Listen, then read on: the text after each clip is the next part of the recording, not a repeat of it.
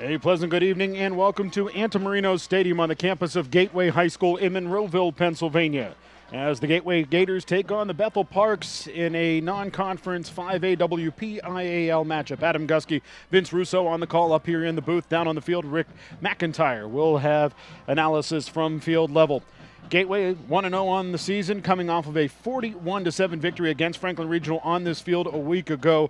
Meanwhile, the Blackhawks were routed by Upper St. Clair 34-7 a week ago. So this non-conference matchup, the one thing, Vince, that we were concerned about a week ago for the Gators is this a trap game for Gateway? Yeah, and looking further into that, I mean, that's always a possibility, but you look at this Blackhawks team, they're returning just one starter from their team a year ago that went 7-4, so this is an entirely new starting lineup on both sides of the ball, and we saw last week they really struggled to slow down Upper St. Clair in the running game, so I look for Derek Davis to get the ball a lot early, and we might have another situation like last week where we get a running clock by the second half. Now, Vince, you mentioned Derek Davis and the running game for the Gators, but how about that passing game a week ago? It was just incredible, and those long passes led to a lot of Gators scores. Yeah, Engel K, 297 yards overall, 5 touchdowns. You know, an interesting stat overall is that Price last week, 5 receptions, 200 yards, 4 touchdowns. Last season he had 400 yards and 9 touchdowns, so he basically had half of last season's production in one half last week, so we'll see if they return to the air again this week because they were just so successful with it last week. Now, you talked about Price. What about the way Patrick Bodie was able to catch the football? I mean, he really made an impact after, a sophomore season where he was a role player. Absolutely, and I think the one thing that really stuck out was that breakaway speed and being able to have that awareness to stay in bounds. If we remember that 69-yard touchdown reception, he really toe-tapped down the sidelines and stayed in bounds. So, you see that maturation of the mental side of it as well. I think he'll be a bigger factor tonight and moving forward for the Gators. And while we're talking about Gateway, let's talk about the way they played a week ago on the defensive side of the football. I mean, that was just incredible, especially through the first 24 minutes of action where we saw Gateway's defense shut out Franklin Regional. And the front three of that defensive line, they mixed pieces in and out, but they were incredible. I mean, you could see that they sort of waned in the second half, and Coach Hall even said that it was kind of hard to keep the guys engaged in the second half. But that first half, there was no room for anything for Franklin Regional, and they were just getting bullied on both sides of the ball in the trenches. And I think that might continue tonight for the Gators because they have just so much size there. That speedy Gateway offense will get the ball first to begin this football game. Bethel Park will be kicking off left to right against the Gateway Gators across your screen. Michael Frankus is the kicker for the Bethel Park Blackhawks, who wear their road white uniforms with the black lids. The Gators on the near sideline, gold pants, black jerseys, black helmets, with Gators in cursive on both sides of the helmets.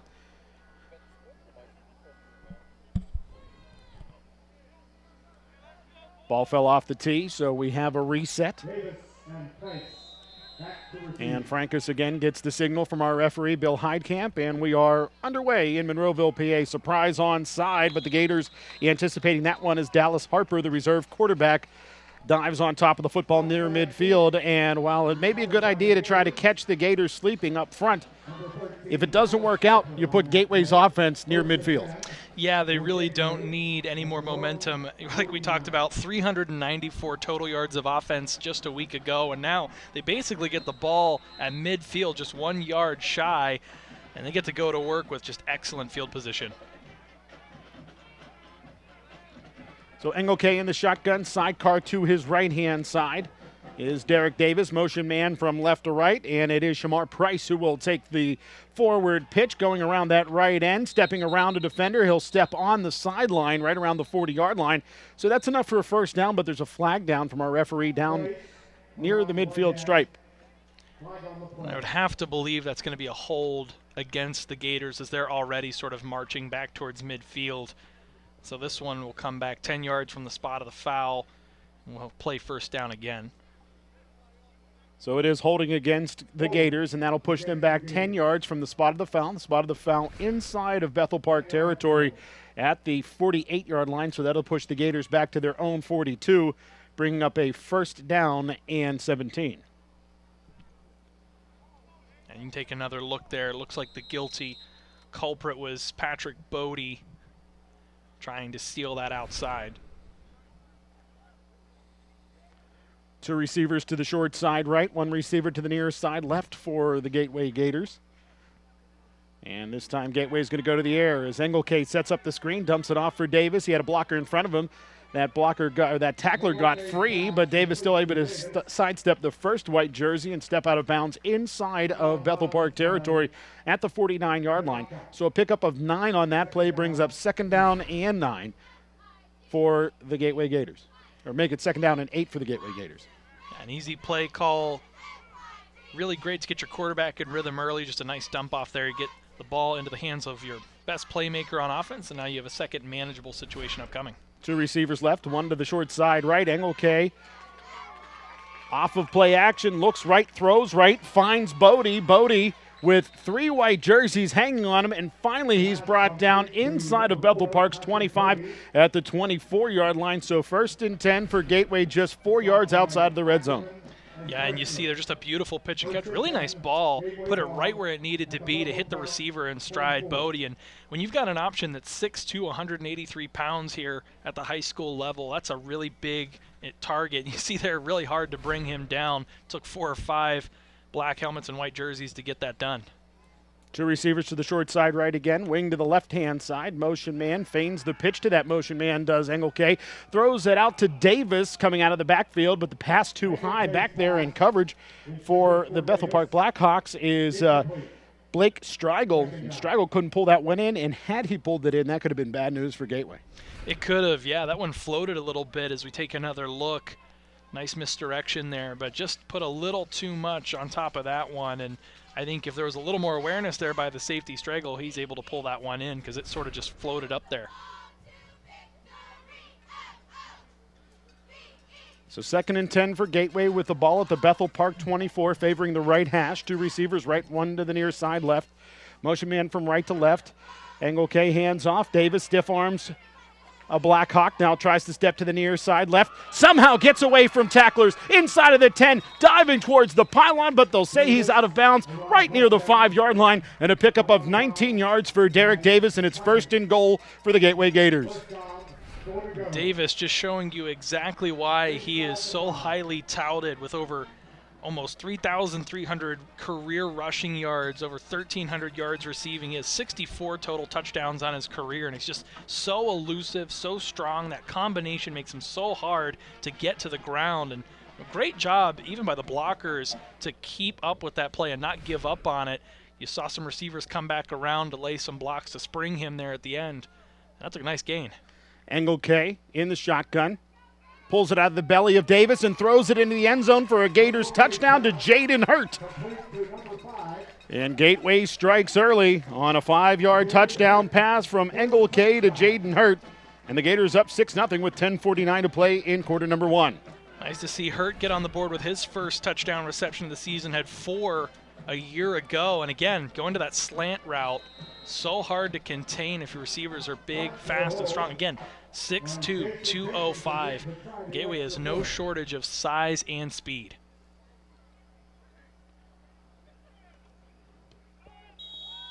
And the PAT is up and in for Jason Jenkins, and with 10:49 to play in the first quarter, Gateway steps out on top of the Bethel Park Blackhawks 7-0. We're going to send it down to field level. Rick McIntyre, how about that first drive for the Gateway Gators? Yeah, it's about what we were expecting, coming out of the gate here for Gateway. They're pretty confident that they can kind of dominate this game with their size, their speed, and their really exceptional skill players that we saw there.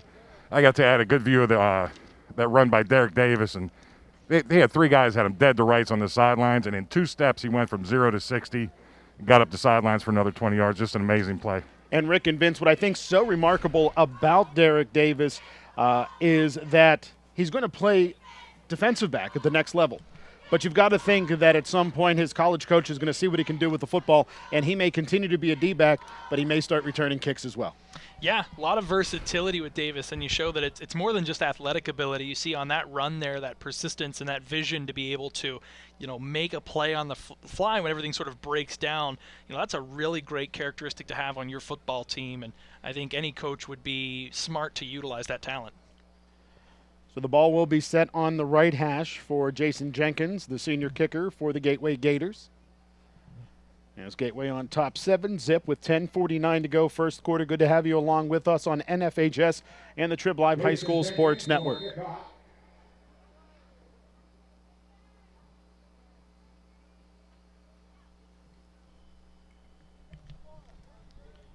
Jenkins, the left-footed kicker. Runs up and boots this one end over end into the end zone, where the Blackhawks will let it bounce out of the back of the end zone for a touchback, and it'll be 1st and 10 for Gateway with the ball at the 25-yard line. Took Jenkins a few kicks last week to get warmed up to put it in the back of the end zone, left a few hanging around the 5 or 10 yard line, and that resulted in Franklin Regional being able to get a couple nice returns out towards midfield. So that's another big part of the game. You talk about offense and defense. Oftentimes we leave out special teams, but a nice job there. Couldn't be a better night for high school football in western Pennsylvania. 60 degrees, mostly clear skies, 61% humidity, no rain in the forecast, sun just on the horizon, set to set any moment here in western PA. But a beautiful night for high school football, week 2 after a protracted preseason. And the Blackhawks go to the ground on their first offensive play of game number 2, and it's Volpatti, the ball carrier, and he's met a yard deep in the backfield. And it'll be 2nd down and 11 for Gateway at the 19. Didn't take long for us to see this talented defensive line go to work and get to that ball quickly. Aiden Smith able to get in there on the stop. Yeah, Smith from the middle linebacker spot. He was sprung free because of the attention Bethel Park's paying up front to that defensive line. Again, it's Volpatti going to the ground for Bethel Park, running to the left-hand side, forced out of bounds right around the 25-yard line, so it'll be a gain of about a half a dozen. Volpatti, an option they're going to try and utilize a good bit. Had 15 carries last week for 57 yards, scored the lone touchdown in the loss against Upper St. Clair, so they're trying to see if they can get a little momentum on the ground here early, as he had a little bit of success last week. So after the gain of 6, it's 3rd down and 5 for Bethel Park. The ball at their own 25 at the left hash. Sidecars to either side of the QB. 2 receivers right, 1 to the short side left. Looking across the middle is Maxwell Blank, and his pass is incomplete, and it slipped through the hands of the intended receiver, Jack Kirchner, and Kirchner couldn't hang on to it. And then there was a Gator just behind that football with an opportunity for the INT, but Hardin Gage couldn't pull it in. Yeah, he was going left to right. As you take another look here, dove at the last minute. Davis just unable to come up with that one. Yeah, it was 8-6. Who nearly had the opportunity for the INT for the Gators. A quick 3 and out here. Spiraling punt for the Blackhawks. It will be returned by the Gators from the 45-yard line. Coming to the near side, it's Bodie.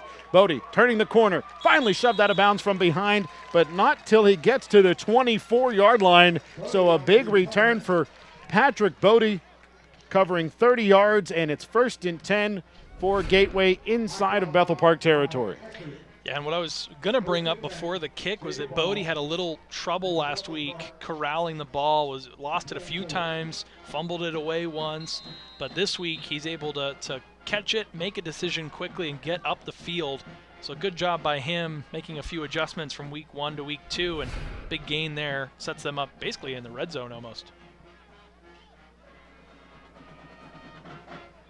2 receivers left, 1 receiver to the wide side right. A one-touch tip to the motion man, Bonzi Parks, and Parks cutting to the right-hand side, inside of the 20 to the 19-yard line. So a pickup of 5 on 1st down there on basically a tip off of the snap, as Engelke with the perfect timing to Parks. Yeah, that was nice, and a really cool play call there. As you saw, Davis was sort of tagging along behind. He had the option for the pitch, but he kept it there at the last minute. And so, that misdirection, they have so many playmakers on this offense that it's really hard. You start keying in on one person or one tendency, and then they can go and burn you with the other. 2 receivers split wide side left, a wing to the left as well. 1 receiver to the short side right. The Gators go to the ground. Davis running right, lowers his shoulder into the intended tackler. Davis enough for the 1st down as he's forced out of bounds by Joe Timmons. And it'll be 1st down and 10 for Gateway with the ball at the Bethel Park 13. Now they're going to have to really ratchet it up here to avoid the same fate that Franklin Regional fell into last week, where you're already down 2 scores before you're even halfway through the 1st quarter. This field position game has been huge. They're already knocking on the door again. Two receivers split to the near side left as the Gators have it 1st and 10 from the 13 on the right hash. Pass to the corner of the end zone. Fade pattern to that corner to Price. Perfect pass by Engelke, but Price couldn't pull it in. He really put that one in a perfect place for Price and was able to put just enough lift on it that it wasn't coming in too hot. Price got to come down with that one. Got to wonder if the sun coming down over his shoulder might have influenced him getting his eyes on the ball on that one. One thing Rick pointed out a week ago is the fact that while we have the sun in our face, we're about 5 stories up from field level. So in all likelihood, that sun is already below the horizon down on field level. Two receivers left, one to the short side right. Price, the motion man, from left to right. Engelke running the option to the right-hand side. Thought about the pitch, instead spins his way forward. Brought down at around the 10-yard line. So a pickup of 3 brings up 3rd down and 7. Yeah, good decision there because there was 3 Bethel Park defenders right there, and they were ready for that. They were anticipating that there might be a pitch, and if they're able to snatch that one away, they're going the other way for 6 without much contest.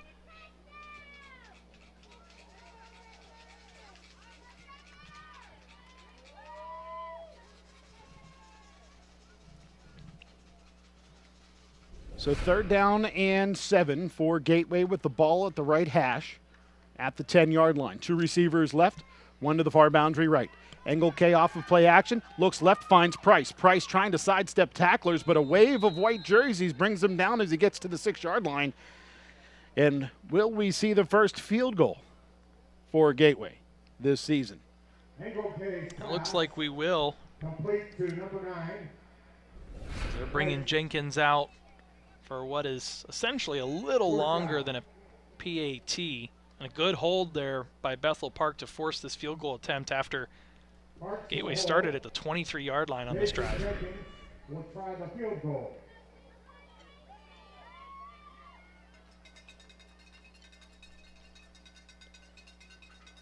Low snap, hold down, field goal block. Bethel Park has a bead on the football, and the Blackhawks are off to the races left to right. With the football for Bethel Park is number 27, Troy Volpatti, and Volpatti returns the blocked field goal to the house for a touchdown, and Bethel Park is a point away from a tie ball game. You see absolute shock on the sidelines of the Gators as they had really gotten off to the start that they wanted, and that just completely nullified in one play. Volpatti came through without much resistance. And so you see he was able to pick up the ball, and actually you're pointing out Lawrence Kusan, I believe, the 5'9", 195 senior, was able to get his hands on that one, but a poor job there by that kick team of keeping Bethel Park at bay, and we're a kick away from having a brand new game just a few minutes in.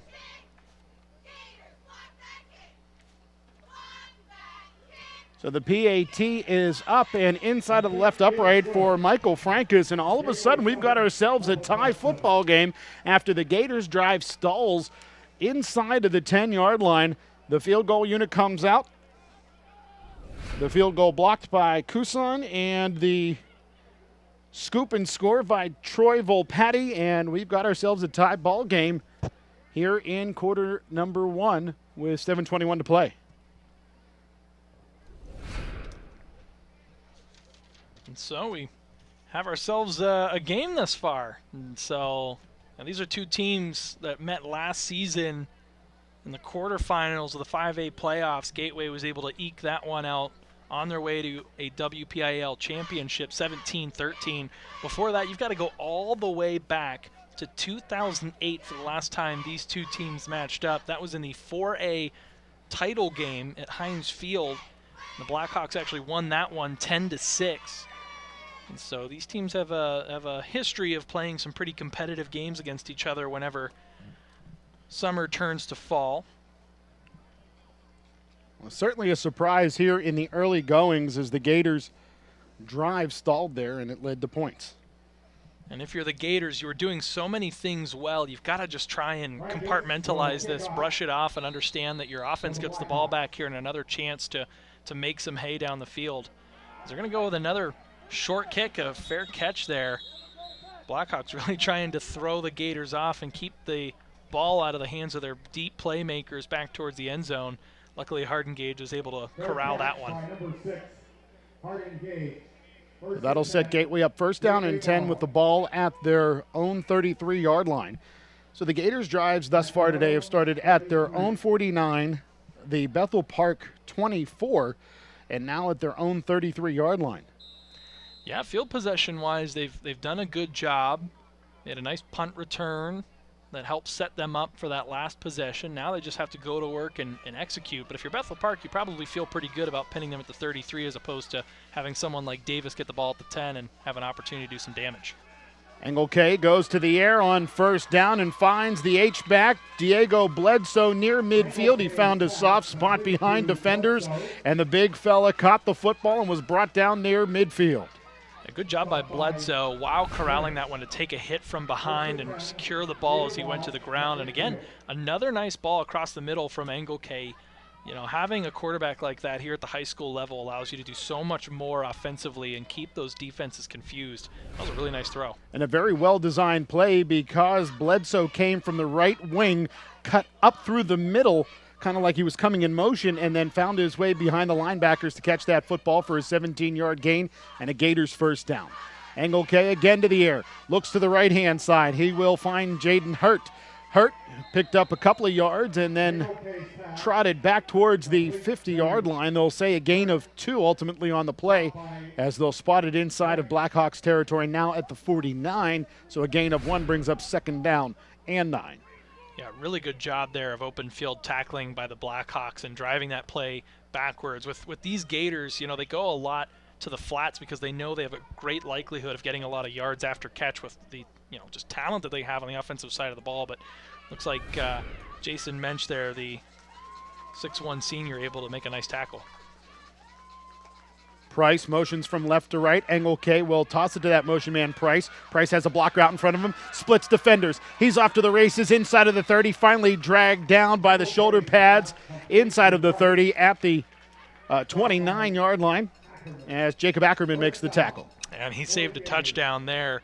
Again, that breakaway speed. Price was able to get to the sideline and turn on the Jets. And if it's not for him, able to kind of grab him by the ankles, and he's gone. Folks watching on our TV affiliates, take a look at that speed. He sees the gap open and just burst through it, able to pick up extra yards before being tripped up at the 29. So it's first and 10 at the 29. Angle K off of play action, looks left, throws to the left-hand side into the hands of Jaden Hurt, and Hurt couldn't hold on to it, and the incomplete pass brings up second down and 10. Yeah, just lost that one in the process of bringing it down. You see him tap himself on the helmet there. A lot of times what happens is you start thinking about what you're going to do with the ball. You start thinking about getting upfield quickly, and you lose that mental focus for a split second, and that's all it takes, and you lose the ball. Kelvin Nelson is the wing to the left-hand side of quarterback Angle K, the 6', 245-pound senior fullback. Play action to him. They'll throw to Davis to the left-hand side. The pass is through the hands of Davis. And we're going to check in with the officials, and they say an incomplete pass, but Troy Volpatti dove at a tipped football and had a real close opportunity to get the interception here. Bill Heidkamp talking with his team to confirm that everybody saw the same thing on that incompletion. Yeah, as we take a look at our replay, great angle there. You see the ball slide through the hands of Volpatti down to the turf, and then he catches it off the bounce on the way back in. And that's a big break for the Gators. Volpatti on all three facets of the game has made it close to a big impact here real early on. Almost the interception, the return for the touchdown, some nice carries here early in the game. He's someone to key in on.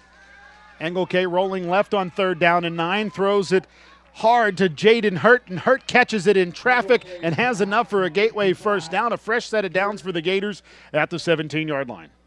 We talked about it last week, but again, really impressed with these receivers and their ability in their route running to make sure they get that distance to catch the ball for a first down. So often you see receivers set up shop just a little bit short or not keep their eyes on the sticks, but he does just enough to make sure that when he catches that ball, worst case scenario, he's already got the first down. Ball favors to the left hash as the Gators split trips to the right and one receiver to the near side left. Sidecar to the right-hand side of Angle K, and it is the big fullback, Kelvin Nelson, driving his way forward inside of the 10 to the 9-yard line, but the clock will stop as there's a flag down at around the 13-yard line, and it came from the umpire. And traditionally that is either a hold or a face mask inside, so we're going to have to wait for the officials to sort this out, and then we shall figure it out. Looks like it's against Gateway, or rather against Bethel Park here. And they are marching it off against the Blackhawks. So it's a 5-yard face mask penalty. Holding. Or was it half the distance to the goal? I think it was half the distance to the goal for the Gators after the face mask.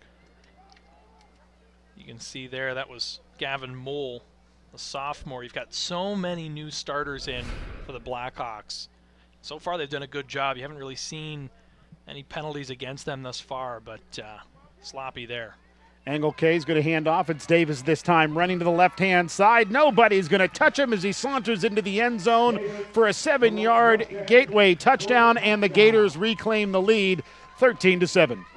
Just so incredibly fast. You see, it's really just no contest. As soon as he gets the ball, and he's not even going in motion, just takes it straight out of the shotgun, and he's gone. Absolutely no chance of catching him. So Jason Jenkins on to attempt the PAT out of the hold of Bonzi Parks. Now, the last time we saw this unit out on the field, the snap was low, and Parks was slow to get it down for Jenkins. Not that time, as the Gators now able to double up the Blackhawks 14-7. So if you're a Gators fan, you've got to be happy with the way Gateway responded after a blocked field goal return for a touchdown for Bethel Park. The Gators, in turn, go on a drive of 67 yards, capped off by the 6-yard touchdown run by Derek Davis. Yeah, they went to work quickly. Got a lot of their different playmakers involved, even got a few faces we didn't see last week, the ball this week on this drive, and really just kept that defense confused the entire way down the field, and really reestablished that momentum, reestablished that dominance, see what they do here on the defensive side of the ball, see if Bethel Park tries to get Volpatti the ball a few more times. Let's send it down to the sidelines. Rick McIntyre, one thing I'm wondering from your angle, what does the offensive line look like this week in comparison to last week? Because the Gators able to really run the ball a lot this week, didn't do it a whole lot last week against the Panthers. Yeah, I think that last touchdown is a good example of the offensive line's really stepped up this week. They feel pretty confident. They're firing off the ball. They're coming out pads low, pads parallel. And that last play there, the backside guard, I didn't catch the number. They had an excellent play. They were pulling from the right side, getting around to the left, and sealing that corner for Derek Davis to go in for the touchdown. So Gateway on top 14-7 with 4:25 to play here in quarter number 1. First of 2 straight non-conference games for the Gators, one at home, one on the road next week at Pine Richland against the Rams, as Jenkins' kick carries into the end zone, and it'll be 1st and 10 for Bethel Park again at the 20.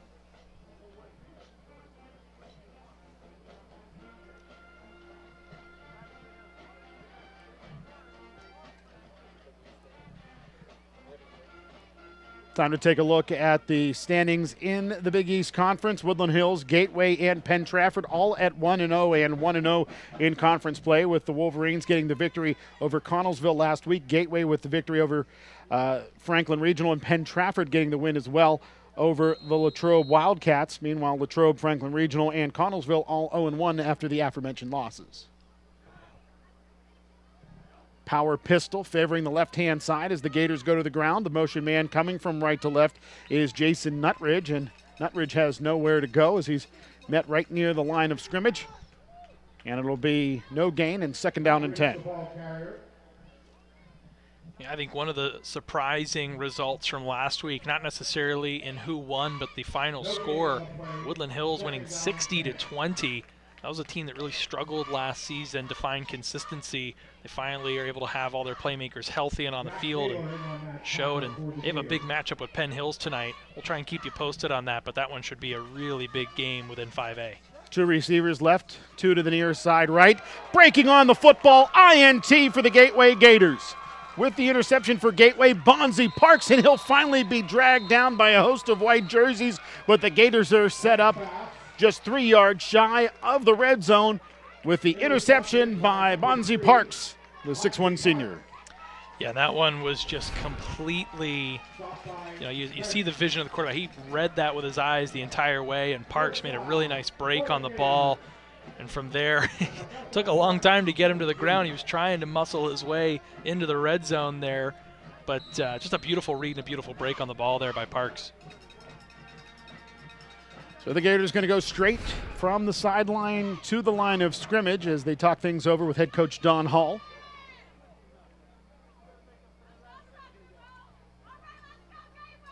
Engel K in the shotgun. 3 receivers to the right and some confusion. So Gateway is forced to use a timeout. Fans help support the 2020 Gateway Gators Booster Club by participating in the online 50-50 raffle. Download the Raffles Now app and search Gateway Football Boosters. Raffles will be held each week, and the winner will be picked during the game.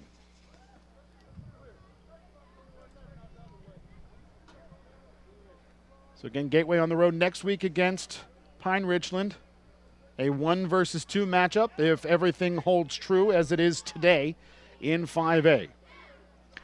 Well, interestingly enough, Pine Richland has a tough test tonight in the team that beat Bethel Park last week. Upper St. Clair, I was just looking, Pine Richland up 7-0 early in that one, so really would be something special to see a 1 versus 2 matchup. Of course, Pine Richland coming down from 6A. Be interesting to see how they stack up overall against some of these teams like Upper St. Clair, Gateway, who have really done a good job of building consistent programs at this level over the years.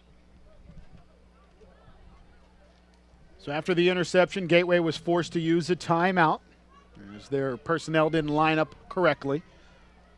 So Gateway down to 2 timeouts remaining with 3:29 to play in the first quarter. The Gators with the football 1st and 10 at the Bethel Park 22-yard line.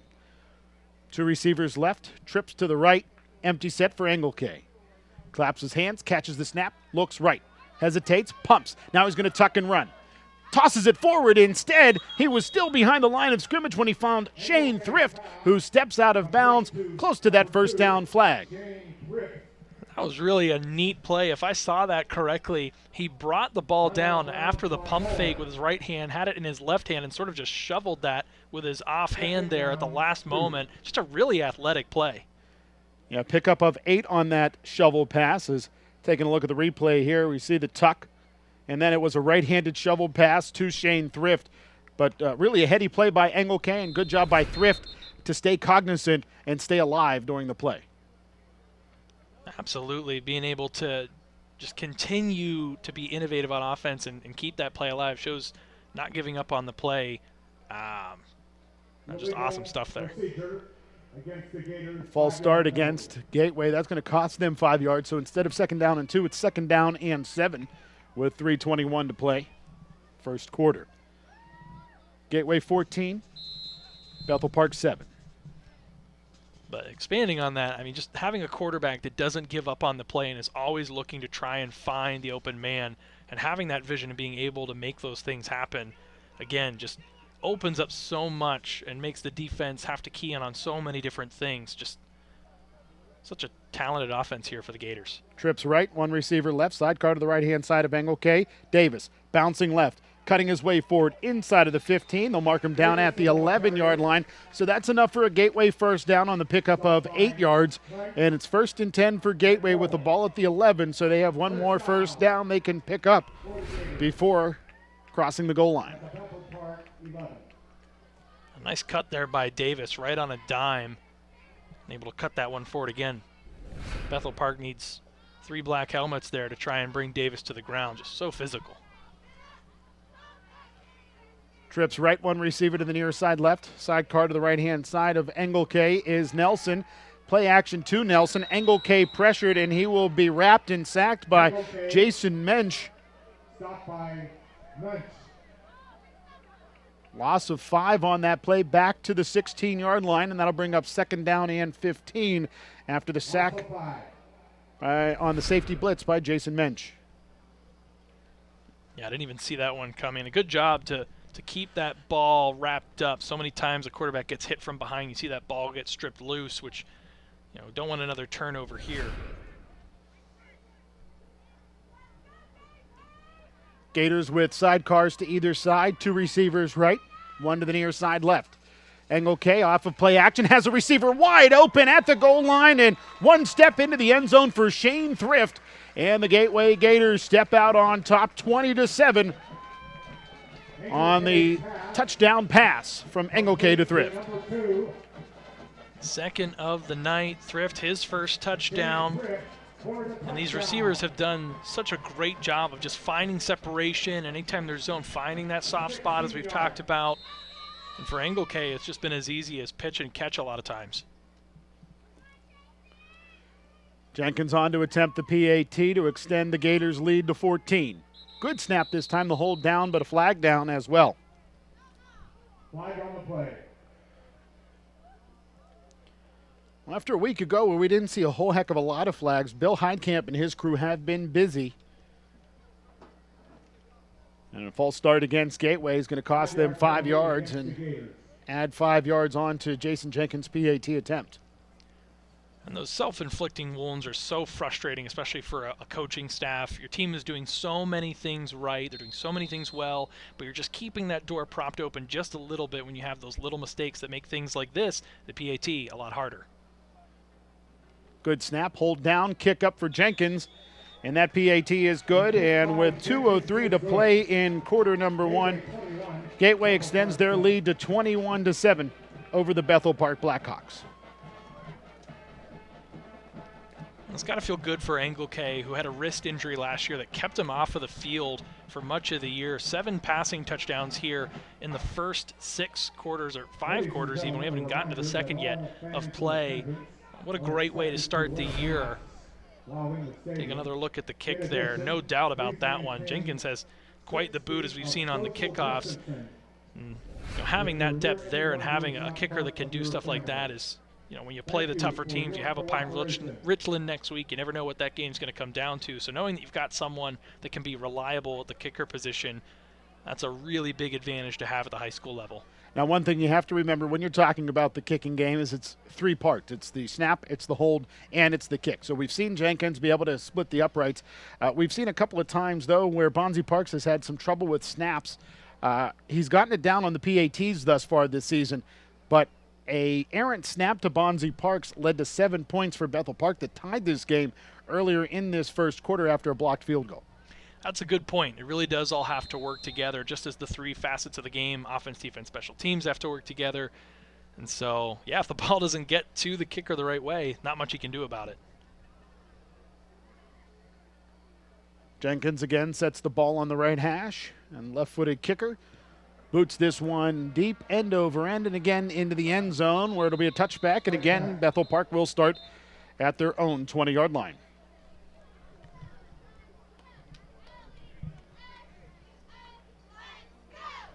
Don't forget, at halftime, stay tuned for the Gateway Marching Band halftime performance. And we'll also hear from Don Rebel and Chris Harlan with the Trib Live High School Sports Network halftime show.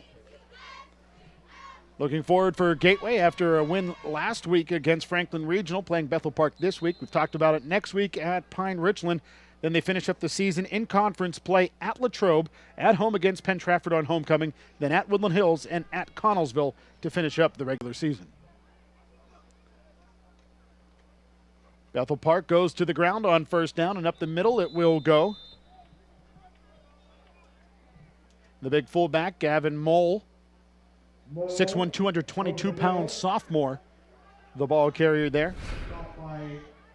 See the offense here going no huddle, trying to rush back to the line, see if they can't find any consistency or find a mental error against this Gateway defense. Well, now they're going to pull it back and get a call from the sidelines. Receivers split to either side. double tight formation, sidecar to the right-hand side of the BP quarterback. And going up the middle again was Mole, and he had nowhere to go as he was met by a host of black jerseys, including Jacques Taylor. The ball was ripped out of there by Shamor Price, and Price took it back to the end zone, but the officials say they blew the whistle prior to the takeaway, so it will be 3rd down and a half a dozen for Bethel Park. Yeah, it certainly seemed like the forward progress for Mole had been stopped with a 1-yard loss, bringing up 3rd down and 6. Last time they went to the air, they threw an interception. See if they try and go over the top here, kind of dink and dunk. Max Blank rolling left, throwing to his left-hand side. And the pass complete over on that far boundary. On the reception is Jack Kirchner. That'll be enough for a Bethel Park 1st down. Now they say an incomplete pass. 4th down. The official over there on the far sideline near the line of scrimmage came forward and waved his hands like it was a 1st down over his head instead of incomplete. Certainly looked like a completed pass on the replay. What did you think, Vince?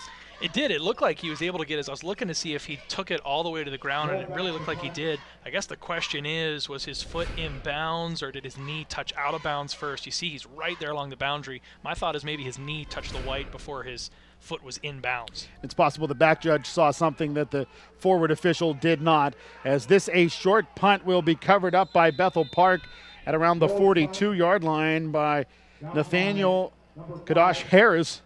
I think Bethel Park's trying to argue. I think the coaching staff's trying to say that it hit a Gator before Bethel Park recovered. I don't think that was the case, but just re-examine. Yeah, there was a black jersey in the area. I don't think it ever did touch Hurt over there. And the officials certainly don't believe so, because it's going to be 1st and 10 for Gateway inside of Bethel Park territory, just shy of the 42-yard line. Bethel Park, with such a young team, already fighting such an uphill battle, but Gateway just dominating the field position game. Almost all of their possessions, other than 2, have started in Bethel Park territory. Gateway going to go to the ground. Davis up the gut, driving his way forward, brought down at the 35-yard line. A pickup of 7, brings up 2nd down and 3. And even on those possessions, you start at your own 48 and your own 33. So Gateway has really had no adversity when it comes to their starting field position. That just adds so much momentum to an already talented offense. So 2nd and 3 for Gateway, and the Gators are going to be happy to allow this quarter to expire. And we will head to the 2nd quarter with the score Gateway 21, Bethel Park 7. Vince and I are going to take a breather for a few seconds. We thank you for joining us. You're tuned into Gateway Football on NFHS and the Trib Live High School Sports Network.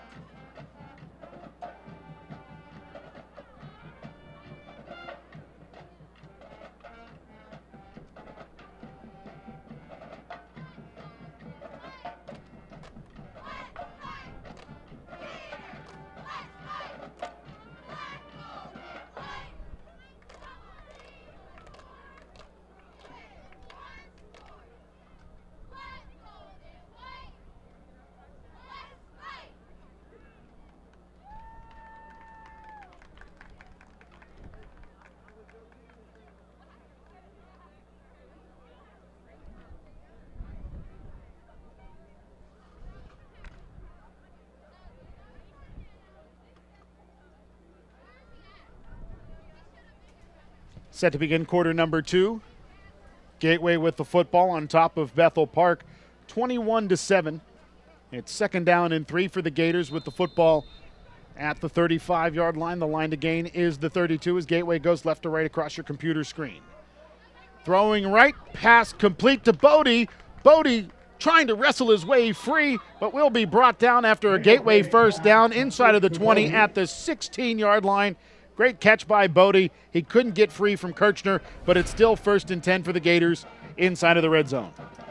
Yeah, other than one drop by Hurt earlier in the game, these receivers so sure-handed for the Gators. That has to give Engelke a lot of confidence to put that ball into a window like that and know that his receiver is going to be aggressive to go up and get it.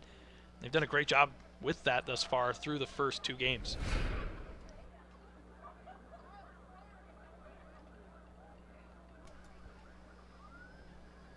Trips right, 2 to the left, motion man from right to left. Engelke pressured, throws it out there. Bodie tips it, catches it, wrestles his way forward, fumbled the ball forward, but they'll say he's down at the 1-yard line. Bodie with a big catch and run down to the 1-yard line, a pickup of 15, and it's 1st and goal for Gateway. And again, Engelke, that ability to keep his eyes downfield, even while he's got a lot of pressure in his face, is able to just flick that one at the last second, and then a good job there. You see they continue to keep their eyes downfield, blockers as well, and a great second effort there. Almost gets into the end zone. Looks like a stinger there at the end of the play. Hopefully he doesn't miss too much time there, Bodie, because that was a great effort. He's actually still in there. Must have just extended the arm just enough to feel a little twinge, but back in the lineup. Now the handoff to Davis. 1-yard touchdown run as he feigns right, goes back left, crosses the goal line, and Gateway extends their lead to 20 points with 10:35 to play here in quarter number 2. There's so much going on tonight through the air that you almost forget about Davis for a second, and then you hand off the ball to the number 85 recruit in the country. And right here in this situation, it's just an unfair advantage for Gateway to have that as an option that they haven't even really utilized much tonight, but second touchdown for Davis. Low snap. The Gators going to go to the air this time as Bonzi Parks pulled it out of there. I don't know if it was a designed fake there just to try to try some live action practice on a breakdown, but the conversion attempt fails regardless, and it's 27-7. I'm not sure there exactly what happened. Yeah, it probably was designed. Rick, let's send it down to the sideline. What did you see on that failed 2-point conversion attempt for the Gators? Yeah, it looked like a clean snap from my angle from down low on the field. It hit him right in the target, and there was just like a half-second pause. I don't know if he felt pressure or if, like you said, if this was a called play to try to mix things up, maybe something for film for teams to have to look at down the road. Yeah, pretty good idea for Gateway to go to the opportunity to go to the air there, maybe try something. Now, Engelke, from what I'm told, is the long snapper for Gateway, as well as their quarterback. So that's kind of interesting. You go from throwing touchdown passes to snapping the ball on the next play as the short snapper for the PATs. I'm not sure how often you see that at any level of football. I mean, high school, not uncommon to see guys all over the field, but very rare do you see your quarterback go from being, you know, the signal caller to snapping the ball for a PAT.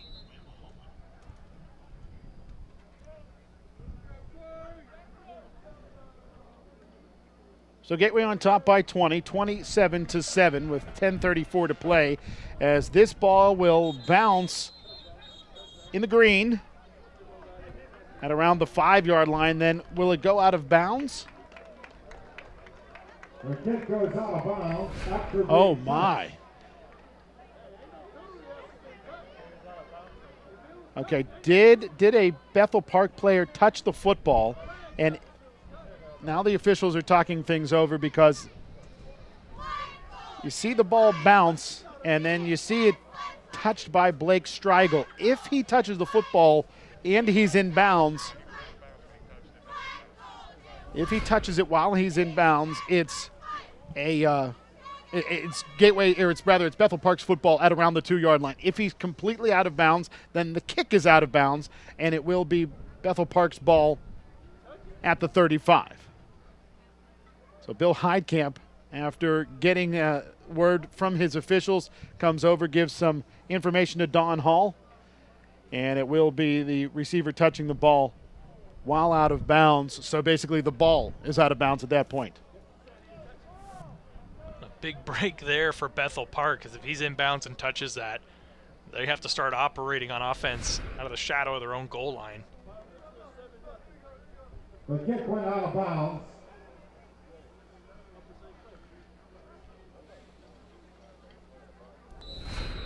So it's 1st and 10 for Bethel Park with the football at the 35 after the kickoff out of bounds by Jenkins.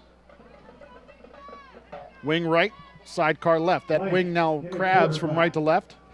The Blackhawks going to go to the ground away from the motion, and it's Nathaniel Kadosh Harris with a pickup of 5 to the 40-yard line. And it is 2nd down and 5. A nice second effort there to stay on his feet and muscle forward to make that a pretty respectable gain on 1st down as you take another look at it. Nice spin move there off the first would-be tackler. See if they can get anything out of this fortuitous break here. Try and breathe a little bit of life back into this one. One receiver split wide right, wing to the right, double tights, and a back behind the QB in the pistol. That back, Kadosh Harris again running right, spinning his way forward, brought down a hair shy of the 1st down flag. It'll depend on the spot coming in from the official over on that far side. And the officials say that's enough for a Bethel Park 1st down, so the Blackhawks move the sticks on 2nd and 5 with a pickup of 5. 5 yards a pop, you can't ask for much more against a really stout defensive front 7 here against Gateway. You see almost making the play there in the backfield, Jacques Taylor. He was able to break through, but just missed on that one. Receiver split right, double tight formation. The receiver now motions from right to left in the power pistol. Handoff to Kadosh Harris. Bobbled the handoff initially, but was able to regather himself and pick up about 3 yards before he is brought down by Aiden Smith. Also in on the tackle, Diego Bledsoe. They're having some success here, continuing to go with this option and see if they maybe fake it on the next one to Kadosh Harris, try and get someone else involved, or maybe go over the top, try and go for a big play here. They don't want to turn the ball over or make any mistakes, but time continues to rattle off here. You want to try and get yourself back into this one, feel good before halftime. Speaking of that clock winding to 8:35 to play in the 2nd quarter. Gateway up by 20. Pressure on the QB, and Maxwell Blank is hit as he releases the football.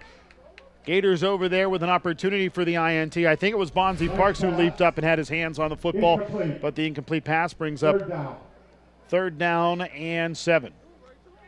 Great time for the blitz there. Bethel Park had the idea. They decided they were going to go for it, but Gateway brought the house, made that throw almost impossible. Yeah, Parks was in coverage. Thrift was the one who got his hands on the football. Either way, the incomplete pass brings up a stopped clock with 8.5 minutes to play, and it's 3rd down and 7, and Bethel Park is forced to use the timeout.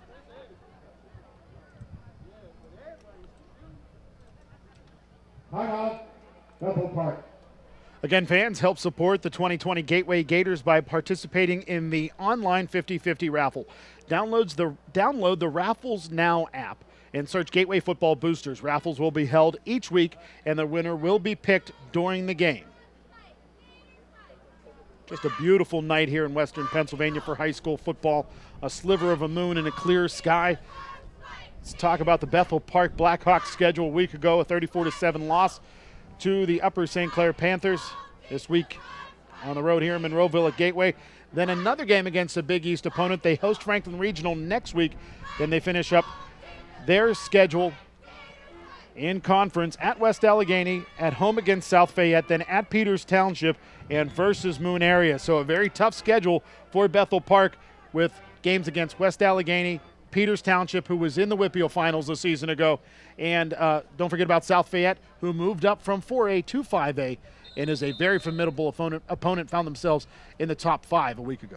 Yeah, they've been super consistent over the years, and last week playing a non-conference matchup out in Dover, Ohio, went 42-7, and so we'll see if they're able to carry that momentum into their conference slate later in the year.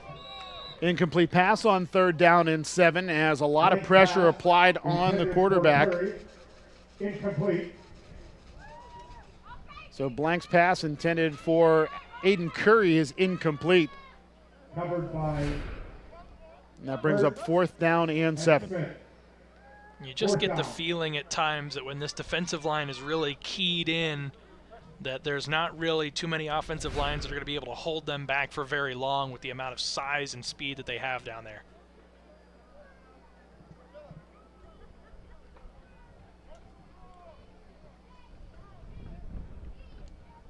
Daniel Del Benny is the punter. Or no, check that. That's the big fella Gavin Mole, who's the punter, 35, not 15. And Mole's punt will bounce and then bounce in favor of the Gators, where it'll be scooped up at the 19-yard line by Joe Timmons. Mole's punt. And it'll be first down and 10 for Gateway at the 19. So this is their worst starting field position of the football game. And we talked about what a beautiful night it is as far as, you know, looking out there. But it's gotten a little bit chilly. And, Rick, you said the breeze really picking up down there on field level? Yeah, right now it's a little bit calmer, but you know, on the field. But if you get up above that tree line, like the ball tends to do sometimes, it's gusty up there. Everything's blowing towards the scoreboard. Every once in a while we're catching a little bit of a heavy gust here. It could play a factor in the game.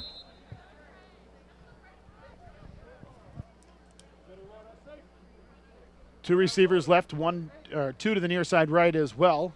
Engelke, shotgun, has all kinds of time. Now he's going to dump it off to a safety valve out of the backfield, and Derek Davis. Davis eluding tacklers, driving his way out across the 25, and they'll say he's brought down just on the far side of the 25-yard line. A pickup of about 6.5 for Gateway. I know I talked about it on that last drive about how many options are on offense, but I mean, to have Davis as a safety valve on any play is just such a luxury to have for this offense. My goodness. Yeah, Davis came from a receiver spot on the right, came across the field open, and then found himself open over there and made something out of nothing. Yeah, good job. Got to give credit to Blackhawks there, swarming and not allowing a whole lot of yards after reception there.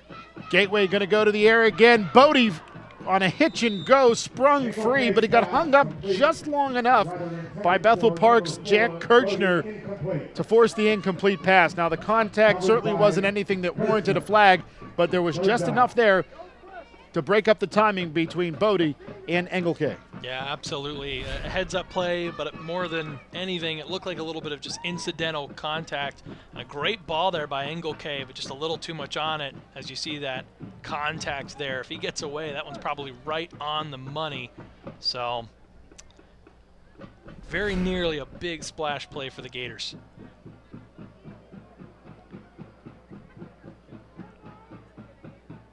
Gators in the shotgun, and a timeout is called by Gateway head coach Don Hall, as the Gateway offense a bit out of sorts there. 7:20 to play, second quarter. Gateway 27, Bethel Park 7. It's 3rd and 4 for the Gators with the football at their own 25-yard line. The line to gain is the 29. Talked about it next week. Gateway on the road at Pine Richland, working with their staff to try to bring you the coverage from Gibsonia, Pennsylvania. May not be your traditional broadcast, but we're working to make it happen for you up there in Harmony. Certainly hope that we can, because that's going to be such a great matchup on paper. And a little bit of an update just for everyone at home. Pine Richland currently leading 7-6 over Upper St. Clair. David Pantelis for the Panthers was able to get down the field for a long touchdown, but as I was scrolling through Twitter, they're about to score once again, or at least they're on the doorstep. 2nd and goal for Pine Richland here late in the second quarter in that game. Our focus, of course, today, the Gateway Gators, as they face a 3rd down and about 3. And the Gators go to the ground, and it's Davis off to the races, cutting around defenders, across midfield, putting on the Jets. He's going to go all the way for a 75-yard Gateway touchdown. Weaving through traffic, then turns on the speed and takes it to the house. Davis, the ball carrier, for the touchdown. My goodness. I mean, you can tell the great ones by that second level of speed that they have. Makes a great cut. And just look at this breakaway speed. Just turns on a second level and just leaves them all in the lurch. Just incredible how the white jerseys start to converge, and somehow he's able to find that extra gear and just hits the clutch and takes off running. Good snap, good hold, kick up, kick between the uprights and good. And with 7:08 to play in the second quarter, it's Gateway 34 and Bethel Park 7. Again, we're going to take a look at this one because this was just a phenomenal run. And, of course, you see the big jab step to cut around the defender there. But then at midfield, 4 jerseys surrounding him, maybe 5. And somehow Davis finds that extra gear, and there he goes. Absolutely. Not even any chance for the Blackhawks there. And I mean, that's, again, you talk about someone who is truly special, both physically and mentally. He talks so much in the offseason about how his goal was to bring a state championship back here. It's the one thing that's eluded him and his fellow seniors here at Gateway. And, you know, he is the catalyst. He's one of those pieces with that special talent that might just be able to make that happen. Yeah, Derek Davis has found himself in 2 state tournaments in his career here at Gateway. As a freshman, made it all the way to the state finals. And then a season ago, his junior year, the state semifinals after winning WPIAL titles in both of those years. And Gateway looking to repeat with the WPIAL title. And if there's a state tournament this year, he hopes to bring home the golden football to Monroeville, Pennsylvania. And you hope, for the sake of just being able to watch him play a little bit more, that there is a state tournament. If nothing else, just being able to watch him pursue that goal as a student athlete would be special in its own right. That was something we talked about last week, and still we have not had any determination if there's going to be PIAA playoffs, as this kick by Jenkins comes up a bit short, and Bethel Park has an opportunity for a nice return, but the ball's punched free. It's still loose down on the turf, and a Gator's going to roll on top of it, and it's Riccardi L., the sophomore quarterback, the reserve QB and linebacker, falls on that football, and Gateway's going to have another opportunity to build on this lead. A great punch out there late in this one, and I don't want to be a Debbie Downer when so many things are going well, but as Gateway prepares to play some better opponents going down the stretch, they've got to shore up this kickoff coverage, because that's the second week in a row where a kick returner has really found some open space. Yeah, we saw that a week ago with Franklin Regional. This time Kirchner broke free before the ball was punched loose, and then it was recovered by Riccardi L., the sophomore. But hey, all things considered, you made a play, you made up for it, and you were able to fall on that ball. So great athleticism there. Trips right, 1 receiver left. Angle K in the shotgun. Beautiful pass, finds Bodie. Bodie leaps up, grabs a hold, and is brought down at the 25-yard line. And really what's remarkable about the skill players for Gateway's offense is how tall and long-armed all of them are. All of them 6 feet plus. All of them with long arms, leaping ability, very fast. It's really a potent offensive machine for Gateway. Yeah, I mean, the first inclination when you think about this offense is to rave about Davis, and certainly we saw in that last run that he deserves the credit. But yes, I mean, the ability for him to be able to put that ball a little bit higher than most quarterbacks would be able to and complete it, phenomenal. Angle K is going to go to the air again. Fade pattern to the far corner of the end zone. And a 50-50 ball, as the pass was intended for Jaden Hurt. And Jason Nutridge went up there and had his hands on it as well. And fortunately for the Gators, the ball falls to the turf incomplete, bringing up 2nd down and 10 instead of the INT down near the 1. Yeah, Nutridge kicking himself there at the end. He had his hands on that one, and that would have been a big play after Bethel Park turns it over just a few beforehand. But a big miss there. Angle K, no interceptions on the season thus far. He's done a really good job, as we've seen, of extending plays but not making foolish errors and knowing when to pull the ball down. And that's been crucial here in these first 2 contests. Trips left, 1 receiver to the near side right. Angle K off of play action, throws it to the end zone, and teardrops it into the arms of Bodie. And Bodie doing a nice job with strong hands to keep it away from Jack Kirchner. And a Gateway touchdown extends their lead to 40-7 with 6:16 to play in quarter number 2. Angle K, again, just really, the chemistry. You talk about an off season and a preseason here that was really wonky because of COVID-19. Being able to have the chemistry with his receivers, knowing where to put that ball and giving them the opportunity to go and get it. He's really done a phenomenal job of building that rapport with his receivers here early in the year. Low snap. The kick up. And that kick is good. And it's 41-7 with 6:16 to play here in the second quarter. Angle K having a tough time getting a couple of those snaps back there, but a nice job by the holder, Bonzi Parks, that time to get it on the tee. And there we have another opportunity to see this touchdown. Angle K just teardropping it into the arms of Bodie. And, that's a lot of confidence by Angle K as well, not only in himself, but in his receiver, knowing that in one-on-one coverage, Patrick Bodie's going to come down with the football. Absolutely. It's got to be, the reason that he feels so comfortable pulling that ball down and going with those shovel passes, going with those second opportunities. These receivers so sure-handed and so physical, and as we said, that size advantage that they're going to have against so many teams, it's got to give them that confidence that if I put that ball up in the air, I really believe my guy's coming down with it.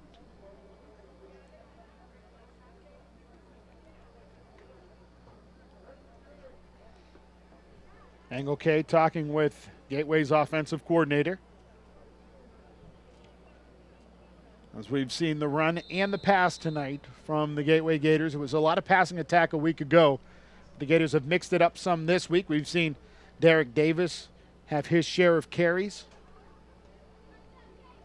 A couple of TDs. He's also caught the ball out of the backfield. Of course, Angle K and his receivers have been the stars of the show tonight again. Again, a nice return opportunity for Jack Kirchner. As the wall formed in front of him, he was able to take it out across the 25 to around the 27-yard line. It'll be first down and 10 for Bethel Park.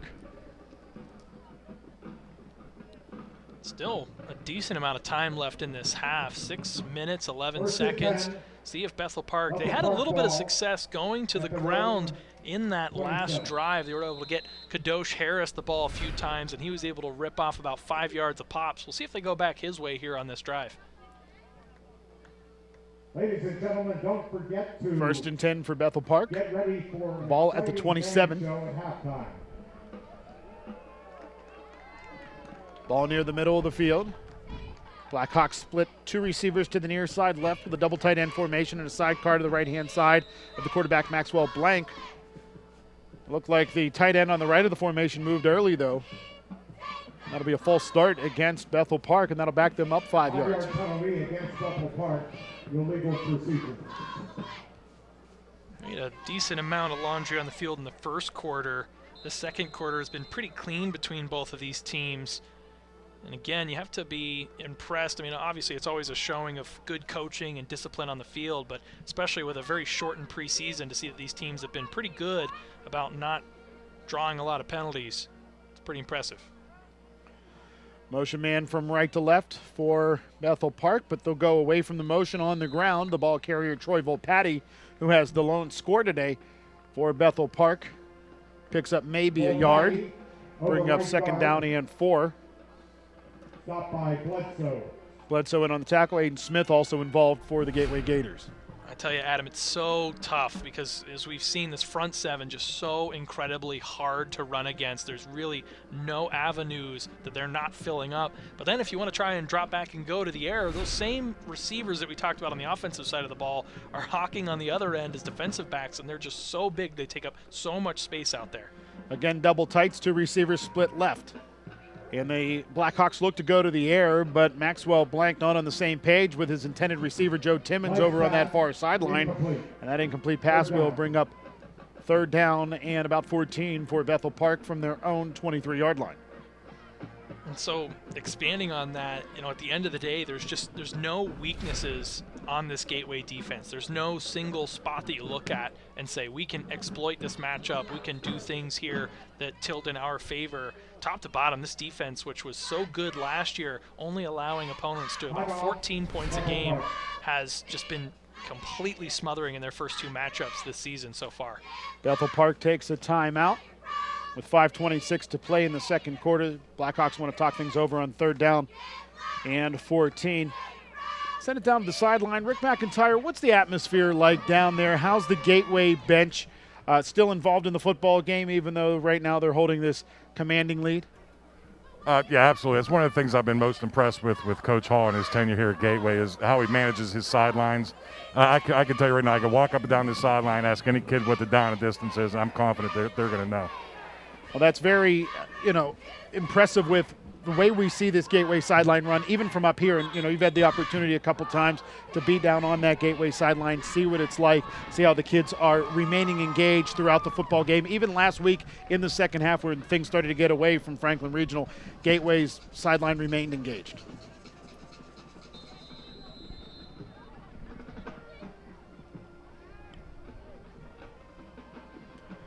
So again, it's 3rd and 14 for Bethel Park. The ball on the right hash at their own 23-yard line.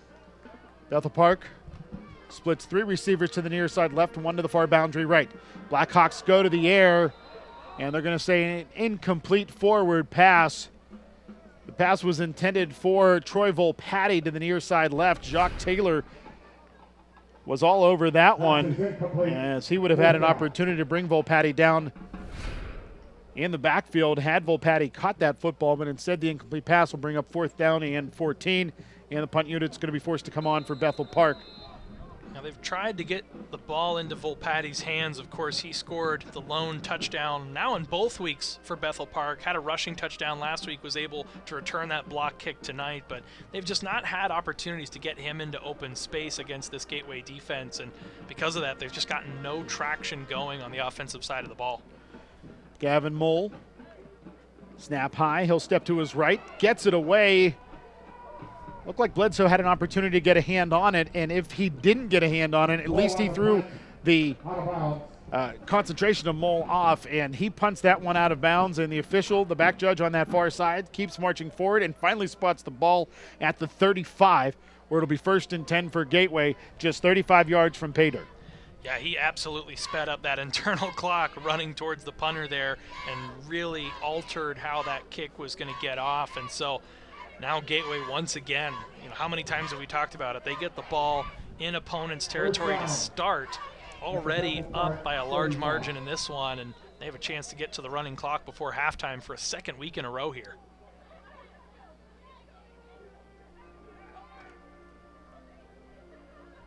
Gators from the sideline to the line of scrimmage.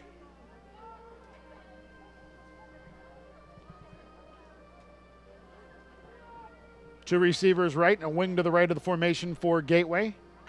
Now Price motions from right to left. The Gators are going to go to the ground, though. It's Davis sliding his way forward, gets to the 30-yard line. The official on the far sideline is going to spot it right near the 29. That'll be a pickup of a half dozen. 2nd down and 4 for Gateway. I think there's 2 goals here for Gateway on this drive. Kill some clock, get some points on the board here. Absolutely, absolutely. Salt this one away, get to halftime, get a chance to rest these guys that have been going hard, determine, maybe get that 2nd team ready, get them adjusted and make sure they're prepared to step in. And, we saw last week the 2nd team kind of struggle a little bit when they got into the game. Davis takes the handoff, runs to the left-hand side. Nothing but greenery in front of him initially, and finally he will be spun out of bounds over on the far boundary at the 11-yard line, and it'll be 1st and 10 for Gateway, just shy of the 10-yard line. Yeah, more of the same from Davis. Does such a good job of planting his feet, seeing where the hole is, where he needs to take that ball, and then once he makes that decision, he turns on the jets, and he's hard to bring down as usual. Gateway running the option to the right-hand side. Angle K now pitches. It's Davis carrying the ball out now, tucks it back in, and will carry it into the end zone for a Gateway touchdown of 11 yards. You saw Jacob Ackerman just sort of throw his hands up in the air. It's got to be frustrating. This guy is just so hard to bring to the turf. And you see Engelke waits till the very last minute to toss that one. And again, the speed.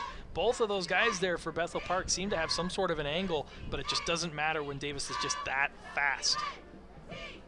And what's remarkable about Davis and his speed is he's 6'2", 195 pounds. So he's built like a receiver, has the toughness of a running back, and has the speed of a track star. He is just the total package and will be a great gift for whatever college he decides on next season. Jenkins PAT is up and in. And again, a rough snap for Engelke, but the Gators able to get that one through the uprights and extend their lead to 41 points, 48-7. You talk about Davis, just going into a little bit more detail on him. first of all, he's going to try and play DB, or has been recruited at DB at least. And you talk about those intangibles that he has, the speed, the size, sort of that combination, that height, all kind of lines up well for him to be a really effective defensive player. Beyond that, Davis, talking about his college choices, he's narrowed his list down to 7. I know we talked a little bit about it last week, but in July, he put his short list together, which includes Pitt, Penn State, Georgia, LSU, Clemson, USC, and Ohio State. So not a bad short list to have after receiving nearly 36 Division I offers.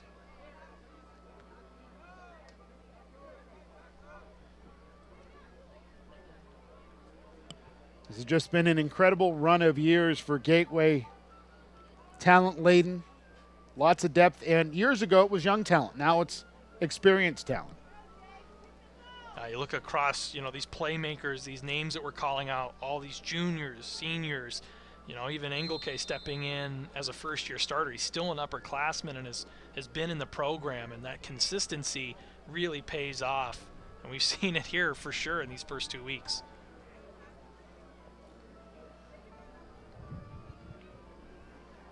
Jenkins kick, end over end. This one will carry into the end zone for a touchback, and it'll be 1st and 10 for Bethel Park at the 20-yard line. Well, as I've continued to try and stay a little updated, obviously there's some big games in 5A tonight that we've talked about. At the half, I think one that's been a little surprising, Woodland Hills leading Penn Hills 12-7 after, again, we talked about a disappointing season last year. They have the opportunity against a big-time rival and a team that's been really good the last few years to really make a statement within this section. And, look at that game towards the end of the season. That might be a really big matchup for Gateway that they really need to keep an eye on. Stick with Woodland Hills for a minute. That's another rivalry we talked about a week ago where Gateway and Woodland Hills haven't played in a long time, but nearby rivals that rivalry will be renewed. That's another one there. Penn Hills, Woodland Hills. They haven't played each other since 2015. Over the middle. And as we talked about, that's just so good for high school football and these local towns to have those matchups back. It allows people to not have to travel far and really be accessible to the game here right in the city of Pittsburgh and surrounding it. So really excited to see a lot of those rivalries come back. I'm sure it means a lot to those communities that have seen those teams play so many times over the years. When you look back years ago when Rick and I were playing football here in the eastern suburbs of Pittsburgh, there was so much depth and so many great teams here in the eastern suburbs, and it's good to see them all starting to play each other again, because that was something that we didn't see for quite a while, was Gateway, Woodland Hills, Penn Hills all playing football games against each other, whether it's Penn Hills playing Woodland Hills in a non-conference game tonight or later in the season when Gateway plays Woodland Hills in a conference game in the second to last game of the season. And, thinking even further into it, you think a lot of these guys probably play multiple sports, whether it's track, basketball, baseball, whatever. So you get that continuity of seeing the same athletes on the other side when you have congruency within the sections, and those rivalries just take on a whole new meaning. And especially when you're right down the road, you're seeing these in your church communities and other communities. So all of a sudden you are seeing different people within the community and actually playing them out on the field as opposed to playing someone that's 45 minutes away. Blackhawks go to the ground on 3rd down and 6, and the ball carrier forced out of bounds over on that far sideline. And the coaches over there talking things over with the officials. That's just short of a first Head down. coach Brian DeLallo in his down. second year as the head coach of the Bethel Park Blackhawks. Fun fact about DeLallo, he started his coaching career in Arizona as an assistant at Hamilton High School, where he actually coached the eventual NFL All-Pro Terrell Suggs, a name that a lot of Pittsburgh fans know very well.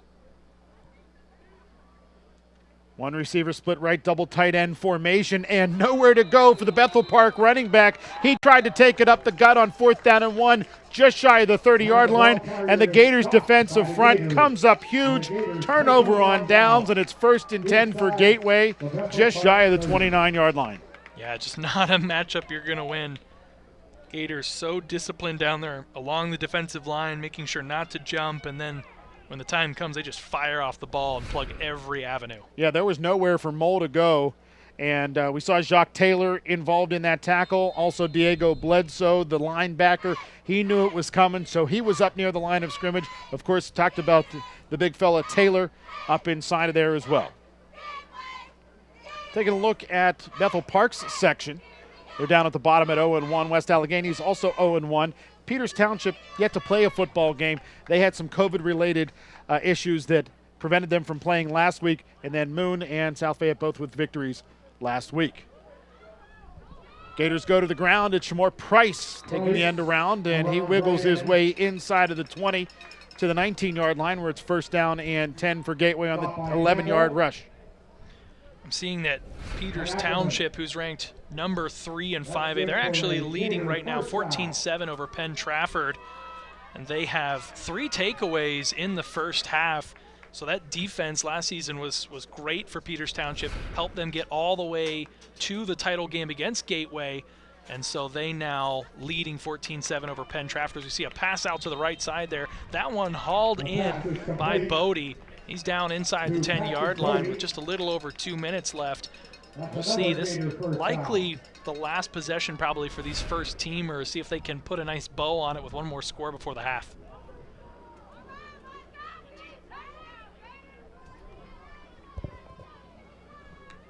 So first and goal for Gateway.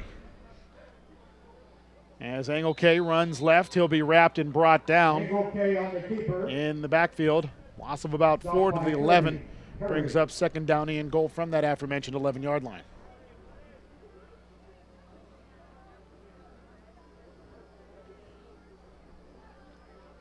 See, no rush here for Gateway. Really playing with house money, obviously, up 41 here with just over 90 seconds left. Just trying to get this one to the half. Like I said, get those second-team guys on the same page. Give some young guys an opportunity. See who might be able to step up for you later in the season should you need to call on them. Trips right, one receiver left. Play action. Engelke looks right, throws right. Bobbled, then caught by Bodie. He reaches it across the goal line, and it's Bodie's second touchdown on an 11-yard reception from Engelke. Patrick Bodie for the touchdown.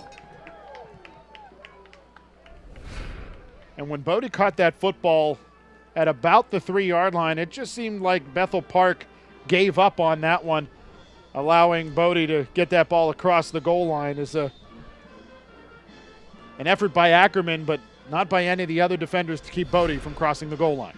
Yeah, that's tough, and I'm sure that's something that's going to be addressed at the half. You know, you're coming off a 35-7 loss last week to Upper St. Clair. You're getting more of the same of it here in the first half. It's tough. It's tough to stay mentally engaged on both sides of this coin, right? Whether you're up big or down by a lot, it just starts to not be a whole lot of fun, frankly. Send it down to the sideline. Rick McIntyre, what does this offense look like from field level? Because it just looks phenomenal from up here. First, I want to strongly disagree with Vince. I don't know about you, Adam. I always had a lot of fun when we were up big. But no, the offense just, again, they're making the other team look like they're running underwater and like they're in slow motion. It's just, it's 2 different levels, 2 different speeds here from my vantage. Taking a look at the field, Gateway on top, 55-7. And not much else you can say other than that. I mean, that says it all. Just those 2 numbers. I mean, this has been as lopsided as they come.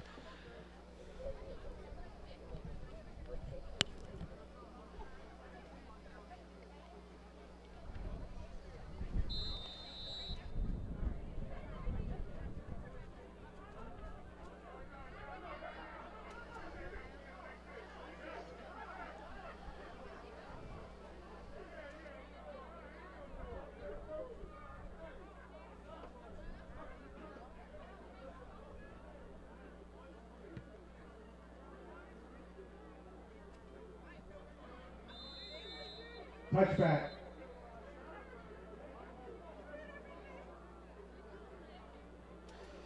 So the kick by Jenkins into the end zone for a touchback, and it's 1:05 to play in the second quarter, and it's 55-7. Continue to wear masks and remain socially distant from other fans in the stadium. Thank you. 1:05 to play here in the second quarter. Don't forget, stay tuned. Gateway Marching Band's halftime show coming up here on NFHS and the Trib Live High School Sports Network. And then once that's over, it'll be Chris Harlan and Don Rebel bringing you the Trib Live High School Sports Network halftime show. Talking about what went on a week ago and looking forward to what's going on this week in the WPIAL.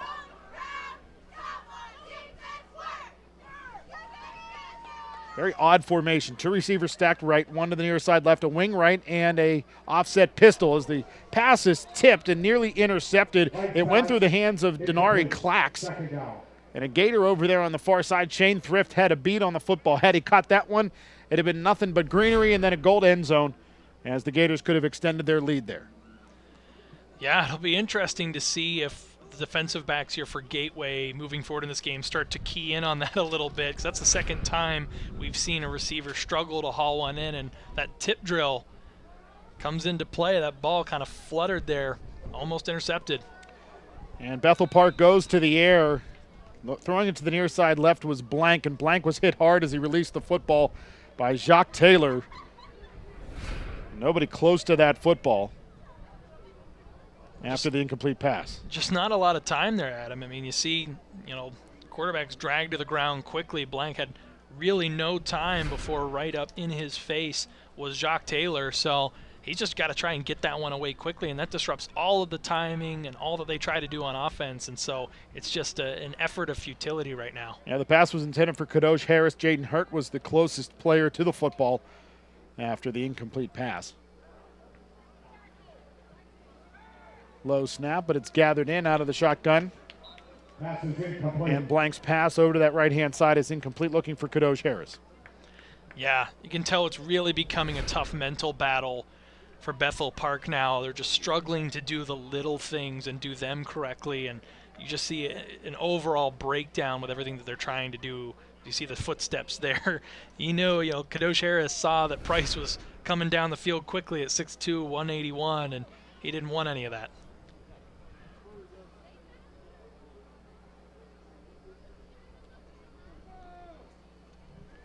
Punt unit on for Bethel Park. Gavin Mole punting it away. Bodie stands near midfield, set to take the return. Play clock was at 0, but the official's not aware of it. And instead, Mole will get the punt away, and it will roll into Gators territory. Nice roll from Mole. And it will be finally downed at the Gateway 43. Down at the Gateway 42. See here if the Gators decide to just kneel on it here. I mean, you still have an opportunity to get the hands of your playmakers here, but you want to avoid running up the score too much or showing any signs of a lack of sportsmanship. And so far, Gators have been right on the nose doing a good job of things, but wouldn't surprise me here if they come out and just take a knee to end this one. Yeah, with 40 seconds to go here, a couple of knees, and you head to the locker room with this 48-point advantage. Two special teams mistakes for Gateway have been the only marks against the Gators thus far. A missed PAT on one, or a failed a two-point conversion attempt, if you will, and then the other one was a blocked field goal that was returned for a touchdown to tie the game at 7, but since then it's been all Gateway as Engelke takes the knee. Yeah, I mean, they got some stuff to work on, certainly, in preparation of next week and the tough conference slate after that. But, you got to like on both sides, primarily the ball with offense and defense, what you see. Special teams, those are some things you can work on throughout the week. But, also great to see the knee there because it avoids you keeping those skill position players out there. You don't need to get anyone hurt. Don't need anything to happen like that. Get the second team ready. Like I said, get some young guys, some action there, and find out who might be able to step up for you later in the season should you need to call on some different guys due to injuries or anything like that. Your halftime score 55-7. We thank you for joining us here on NFHS and the Trib Live High School Sports Network. Stay tuned for the Gateway Marching Band's halftime show and the Trib Live High School Sports Network halftime show. For Vince Russo, I'm Adam Gusky and Rick McIntyre down on the field. We'll talk to you again in the second half. One more time, your halftime score, Gateway 55 and Bethel Park 7. Good evening, ladies and gentlemen. Please welcome to the field the 2020 Gateway High School Marching Band. The marching band this year has worked as hard as ever through difficult times to bring you their 2020 show. Using music from Star Trek and Gustav Holst's Suite The Planets, the Gateway Band is proud to present the first three movements of their 2020 show, Orbit. Now, under the field direction of drum majors Rebecca Burns, David Clark, and Ashwarya Krishnamurthy, it is my pleasure to present to you the Gateway High School Marching Band.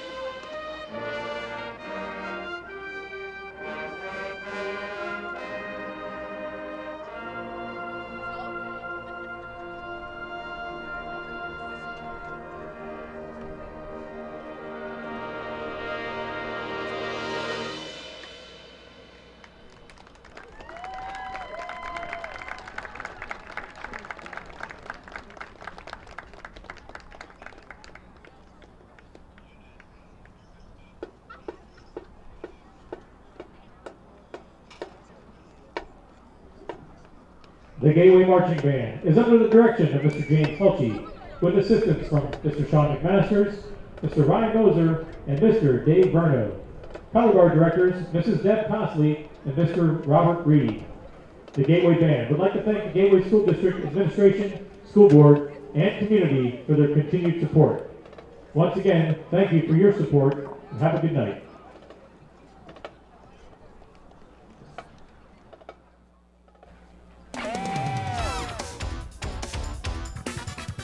It's the Week 2 edition of the Halftime Show here on the Trib Live High School Sports Network. Our get-together is sponsored by CalU. Unlock your story at CalU. Visit calu.edu to learn more. Well, traditionally, Week 1, we talk about teams to watch. We did that. Check. Week 2, we talk about players to watch. And kind enough to join us again, as he always does. He's paid handsomely to do so, by the way. We say welcome to Chris Harlan. Christopher, how are you? I'm doing well. It's week 2. It is. I'm excited week 2. It felt like football season last week. It was nice to get out to a game, see some plays, see some players. It feels like football season now. Well, let's talk about some of the standout players. The people have maybe read about coming into the season, and some who have gotten off to great starts through week 1. Yeah, I like to look back at that week 1. We talk about guys all summer. It's nice to look back and see who kind of got off to those really good starts in week 1. And let's start with North Allegheny with a couple guys up there. Art Walker, it seems like over the last so many years, he's had a tradition there where they have players who have some link to the NFL, either sons of coaches or sons of former players. And that continues again this year when you look at that Tigers roster. They've got linebacker Nathan Hoke and wide receiver linebacker Khalil Dinkins. Both their dads played in the NFL. Nate Hoke, I think, is an interesting one. His dad, Chris Hoke, played for the Steelers. He's a linebacker committed to BYU, 6'3", 225 pounds, but Art Walker is going to use him in the backfield this year. I think that's going to be fun to see a guy that size back there carrying the ball. He had a few carries in week 1. I think we'll see that number probably go up as the season goes along. How about we talk about a guy in 6A who is a true tailback, Eddie Tillman. 2,000-yard rusher last season, off to another really good start, 197 yards last week. He gives them a comfort level there as they break in that offense. When you have a 2,000-yard rusher in the backfield, that really makes things go smoothly as you get into a new season. And how about the guys up front? We'll talk about Baldwin's Dorian Ford, 6'5", 280-pound lineman, probably the top lineman in 6A right now, has all the big-time offers. And for a new coach there in Tim Sweeney, that's a good building block to start with, I think, to have a good lineman up front. That goes a long way as you're trying to build a program there. 5A, to me, 5A is about the wide receivers and quarterbacks. There's a few really good tandems there. Cole Spencer, Eli Yoakum at Pine Richland is one. Upper St. Clair has Ethan Dahlem and David Pantelis.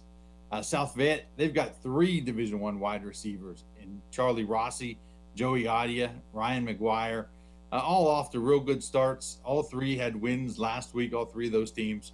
But maybe there's another tandem we should add to that list after week 1. When you see Jamore Price at Gateway go out and put 4 receiving touchdowns from their new quarterback, Carson Engleka, that's a pretty good tandem there too. And when we're talking about players to watch, we could read a lot of that Gateway roster. There's just a whole lot of big-time stars on that Gateway team this year. You can't overlook Derek Davis, who's the top uncommitted recruit in the WPIAL right now. And also at Peters Township, the top probably committed recruit, Donovan McMillan. He committed this summer to Florida, was exclusively a safety last year. This fall, I think for TJ Plack, you're going to see him play a lot more wide receiver, so he'll be a two-way impact. In 4A this year, here's a guy that, Don, you wrote about last week in Devin Whitlock.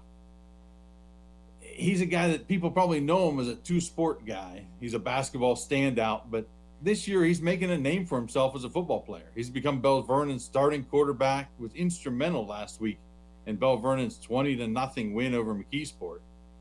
He's a guy that he's not necessarily a pocket passer, but rushes for 200 yards in week 1. He's a guy that teams are going to have to prepare for.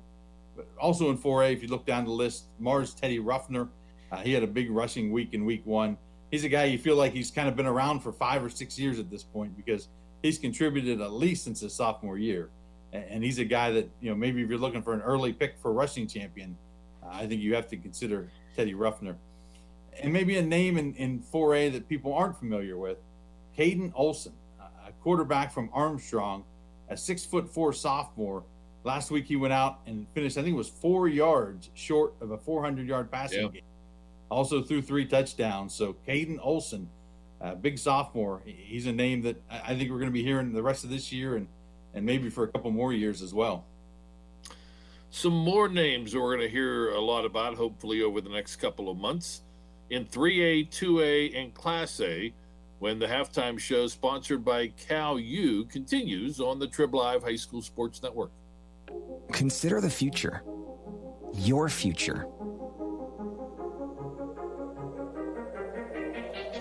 At California University of Pennsylvania, you can build your life your way because we believe in you. We invest in you, empower you to create the future you envision. We give you the tools and teaching so you can rise up and achieve. Don't settle for someone else's vision of you. Build you at CalU. Visit us at calu.edu. Thanks to our good friends at Cal U sponsoring the halftime show on the Trib Live High School Sports Network. Don Rebel, Chris Harlan, Christopher running down list of players to watch in around the WPIAL, and he left off in Class 3A. Yeah, we talked about a couple dual threat guys in the bigger classifications and Cole Spencer and Ethan Dahlem, but here in 3A, Logan Shrub, a really good dual threat quarterback for Greg Perry's Keystone Oaks teams. Last week had 200 yards passing, more than 100 rushing. He's getting into that elite class there, of guys. He was over 1,000 passing, more than 1,000 rushing last season. Greg Perry's had a number of good quarterbacks there. Add Logan Shrub's name to the list. Central Valley has a few guys who are really good, back from that state championship runner-up team from a year ago. Amir Dudley, the quarterback, he definitely stands out. But another name that Pitt fans are going to notice is Stephon Hall. He's a safety wide receiver committed to Pitt. He went out last week and already scored 2 touchdowns in their season opener. So that Central Valley team definitely a favorite in the WPIAL, and with all that talent back, maybe in the state as well. Also in 3A, and guy last week off to a really good start, Joey Prentice from North Catholic, another dual threat quarterback, 200 passing, 100 rushing, contributed to 6 touchdowns. That's a nice way to start a season for North Catholic. Definitely have some momentum for them as they roll into the season. If you move down to 2A, a guy we've talked about here before, Josh Huff, big running back from Beaver Falls, showed his speed last week with a 76-yard touchdown. He's a Syracuse commit. He's a guy that we're going to be seeing a lot this year, I think, in the box scores for our top-ranked team in 2A, Beaver Falls. Also, if you look in single A, some other guys there. Last week, we had a big matchup between Clairton and Jeanette, and there were big-time players on the field for that game. It seems like Clairton every year has at least one really good running back, going back to the days of, even of Tyler Boyd, Lamont Wade. Their guy this year, Dante Sanders, big-time running back, 210 yards, 3 touchdowns last week. Bears always have a really good running game, and it seems like it's going to be that way again this year. But if you look on the other side of the field, there's a guy for Jeanette, Brad Birch. He's an interesting story to me. Freshman quarterback. The Jayhawks put him out there under center, throws for 270 yards, 3 touchdowns. But it's interesting that they had their starting quarterback from last year, James Sanders. He's back. But the coaches decide to make a move. Sanders moves out to wide receiver. Birch moves in at quarterback. And what a combination they formed in week 1. Sanders catches 9 passes, 152 yards, 2 touchdowns. And give credit to the Jayhawks coaches there. I think they found something and made a bold move, and it's going to work out. They They lost to Clareton in week 1, but I think there are many wins ahead for the Jayhawks this season. Had a chance in week 1 to see another great standout in Class A, Reese Watkins of Shenango, our number 2 ranked team in the WPIAL. He is a workhorse, getting more work with Tino Campoli, their junior quarterback, out. Tino's supposed to be back in a couple weeks, but those guys who are getting the heavy workload, you hope that they can withstand the very busy season. Chris, with only a 7-game season, it's important to start quickly. Well, that's true, but it's been a unique off season too. It has. So it'll be interesting to see if attrition becomes a factor as the season goes on. Christopher, thank you, sir. Hey, thank you. All right, enjoyed the second half of the game you are listening to. You've been listening to the Halftime Show, sponsored by Cal U on the Trib Live High School Sports Network. The Gateway Gators on top 55-7 on the Bethel Park Blackhawks. Adam Gusky, Vince Russo up here in the booth on the call for you. Rick McIntyre prowling the sidelines for us. Week 2 of the WPIAL season, a truncated season at that, but still good to see high school football here in a very strange 2020 year, and it's good to have you along with us on NFHS and the Trib Live High School Sports Network. And through a game and a half, Vince, really this Gateway team has shown brilliance on all phases of the football game. A couple of blunders special teams-wise, but other than that, things have looked great offensively. And really what's remarkable is the way the defense has played this year. My goodness. I talked about it in the first half. Really no weaknesses top to bottom. I mean, the front 7 is clogging up every running lane, and then when teams try to go to the air, their secondary is so talented and so athletic that there's hardly any windows to throw the ball into. It really makes it tough on the opposing quarterback. Add to that the way the offense has been playing this year. The passing game has been brilliant. Engelke has been able to spread the ball around. Of course, he's found Price and Bodie a lot through the first 2 games, but they're getting Davis involved in the passing game, and the way Davis has run today has been very impressive. Yeah, I mean, they're perfectly balanced. I was just looking back over it. Davis finds the end zone 4 times on the ground. Engelke 4 times through the air, so 8 touchdowns in total, 4 on the ground, 4 through the air. This offense has really kept them guessing the entire night. Second half underway as Jenkins' kick will carry down to the 1-yard line, where it will be returned by Bethel Park. Right to left across the grain goes the return man for the Blackhawks.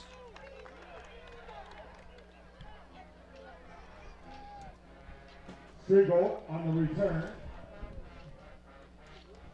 And Blake Striegel on the return for Bethel Park. It'll be 1st and 10 for the Blackhawks with the ball at their own 14-yard line. First down. And certainly not the way the Blackhawks wanted to start half number 2, backed up to their own 14. It'll be interesting to see who all they trot out here. As you take a look down on the field, the second defense already in for the Gators. And so we'll see if the Blackhawks reciprocate that, or if, this offense that's really lacked momentum tries to keep some mainstays in there. Nathaniel Kadosh Harris is the ball carrier on first down. We saw him as one of the featured backs through the first 24 minutes of football. He's brought down after a gain of about 8, brings up 2nd down and 2. And my guess is you'll see some of those regulars stay in. Jacob Ackerman, though, behind center now. And so, as we talked about, for especially Gateway, a chance to see if any of these young guns or second-teamers can really make a name for themselves here in the second half and show some flashes that might be useful later on down the line this season. Bethel Park going to go to the ground again, and it's Kadosh Harris again, the ball carrier. Kadosh Harris over the middle. 6-foot junior tailback for Bethel Park.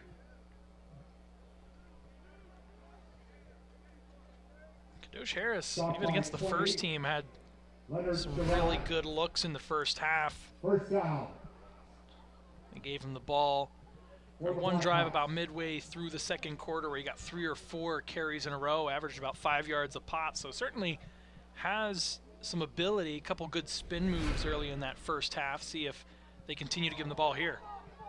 Snap sails through the hands of the reserve quarterback. Kadosh Harris forced to retreat and cover that one up way back near the 7 or 8 yard line.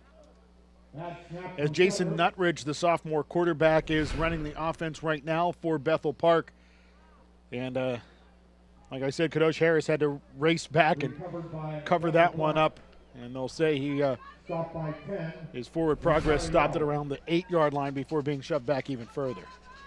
Well, it's something that you're going to see here in this second half with a lot of guys that have not gotten much or any playing time yet this year. There's going to be those jitters for them. But there's also going to be a lack of execution because they've likely gotten a lot less reps in practice as well.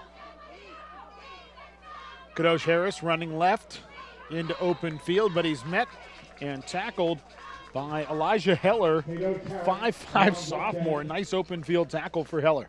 Yeah, he was looking for that. He took his opportunity and didn't waste it. A really nice open field tackle there. He laid the boom and allowed them to stop them well short as they're still a third and a mile. Elijah Heller, 5 feet 5 inches tall, 130 pounds, sophomore, in the open field tackle. And the starting tailback, Nathaniel Kadosh Harris, he got undercut well. And now Kadosh Harris, or rather that's a different tailback for Bethel Park, sliding through traffic. It's Eric Raymond who wiggles his way free and then springs into Gators territory, finally brought down at the Gateway 45-yard line. Yeah, good job there with a quick cut. Kept following his blocker. Some good downfield blocking allowed him to find an open avenue and not a ton of speed, but kept those wheels moving and made it hard to bring him down until he got to around midfield. Elijah Heller again involved in that tackle for the Gators. Also Ricari L, who was involved in a big special teams play in the first half, recovering the fumbled kickoff as Kadosh Harris springs free up the gut and will take it all the way to the house for a 45-yard Bethel Park touchdown. And with 8:03 to play in the third quarter, Bethel Park cuts the Gators' lead to 55-13. Yeah, he saw Heller there in the corner of the screen. Young guy couldn't get him that time, but I know this is the second team, but Coach Hall's got to be frustrated. These guys get out there, get their first opportunity, and let up a touchdown relatively quickly. It'll be interesting to see if they throw a couple of the starters back in on the next possession or not. Frankus will attempt the extra point. Michael Frankus, 5'10" senior kicker, on to attempt the PAT, a left-footed kicker, just like Jenkins for the Gators. The holder, Jason Mensch. As the kick is up and in for Frankus. Gateway 55. And that cuts the Gators' lead down to 55-14 with 8:03 to play in the third quarter. Second week in a row, the Gators find themselves in the modified timekeeping system in the second half. It's commonly called the Mercy Rule, but it is officially called the modified timekeeping system. And as a reminder, basically the clock runs outside of changes of possession, after scores, as well as timeouts on the field and extended injuries. The officials, if they have to stop the clock for an injury, they will stop the clock and allow a player to be tended to by the athletic training staff. Yeah, and in this case for the Gators, not a bad place to be. I mean, you do the math, they scored 96 points and counting here in just 2 weeks of football. Anytime you're able to do that, I don't care who you're playing at this level, that is an incredible number. So you added 41 and 55, you got 96 that quick. It's that Robert Morris education. You know, putting that degree to work.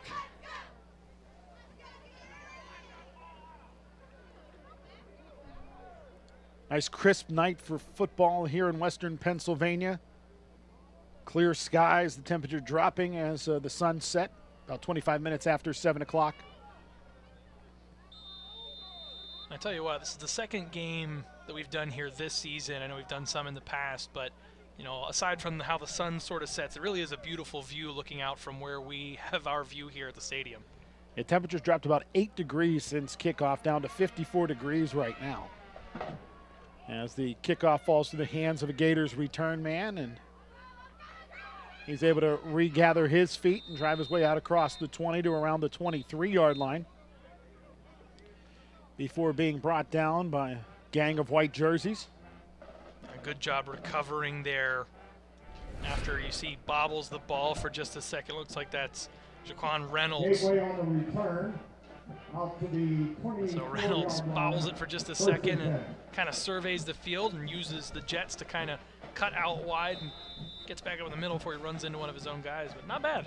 Yeah, and Jaquan Reynolds, a 5'6", 155-pound freshman reserve running back and defensive back, trusted with the reserve duties at the varsity level on the kick return. So, promising things to come for the future of Gateway when you see this many players that can make impacts at the varsity level. Bonzi Parks, the quarterback now for Gateway, and he will hand off. The ball carrier is Chase Arrington, and Arrington will pick up about a yard from the 23 to the 24. The ball carrier. Bring up second down and 9. I saw Parks featured in the first half in different facets of the game, so good to see someone with a little bit of experience able to take over the second team and provide some leadership for that unit.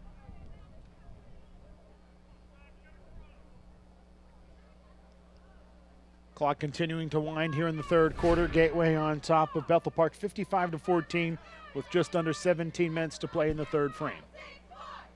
2 receivers left, one to the near side right. Again, the Gators go to the ground, and then again it's Chase Arrington who takes it out across the 25 to the 27-yard line before he is stacked up by a majority of the center of that defense for Bethel Park, including Gavin Mole. And Campbell. An initial little avenue there to run through for the ball carrier there, Arrington, but that closed up real quick. You see a ton of black helmets flocking to the ball for Bethel Park. Parks in the shotgun on third down and 6. He's going to run the option to the left-hand side. Keeps the ball himself, tries to cut it back to the right, picks up about a yard before being brought down by the Blackhawks. Yeah, that was a good job of containment there for the Blackhawks. They got out wide, made sure, so many times in the first half we saw the Gators get to the sidelines and, really dance down the sidelines for large gains. They cut that off, force Parks to cut it back up inside, and then have the defenders staying at home within that lane on the defense, and so not much going there. Looks like they might go for it here unless Parks does a little pooch punt. Yeah, it's 4th and 6, and the offense remains on the field, but Parks is set back pretty far, and he will put out that pooch punt, and a beauty at that is it wobbles, then takes a bounce in favor of the Gators before starting to roll back towards midfield. And it's down around the 47-yard line by Leonard Sherrod. 6-foot sophomore.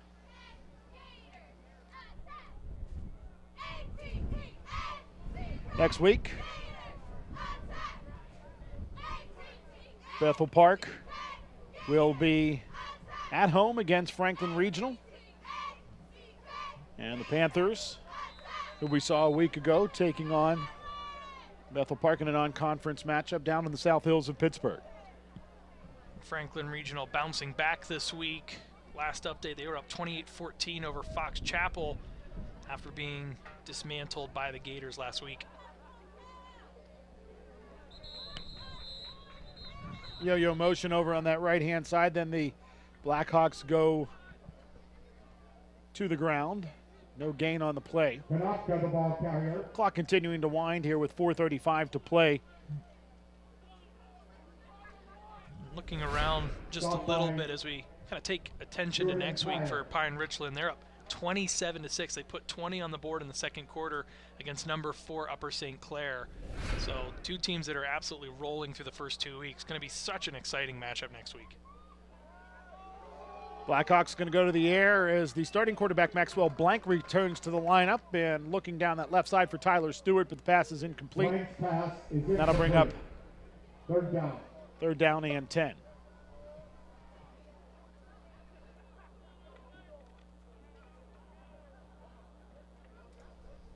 So far, so good here. Don't want to speak too early for the second unit defensively, but doing a much better job holding Bethel Park at bay here after they were able to knife through pretty quickly for a touchdown on that last drive. See if they can't get off the field here with a 3-and-out. High snap. And Blank is wrapped, and he is sacked. He had a moment, did Blank, but he had nowhere to go, and Lewis Douglas, the defensive lineman, came in and makes the play, the 5'8", 200-pound sophomore. This is your opportunity to make a name for yourself, to show as an underclassman that you've got your place here in the future of this program. And Douglas getting into the backfield, wrapping up and making sure that the quarterback wasn't able to get away at the last moment. That's a nice tackle in the backfield. Gavin Mole runs to his right, then punts it away. End over end punt.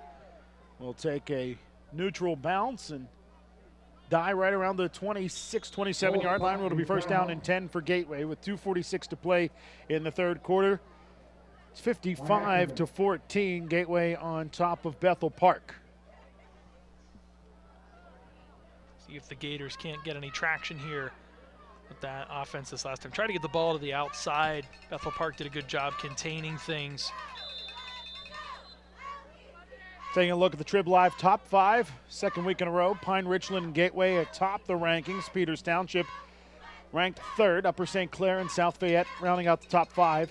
The rankings remain the same for weeks 1 and 2.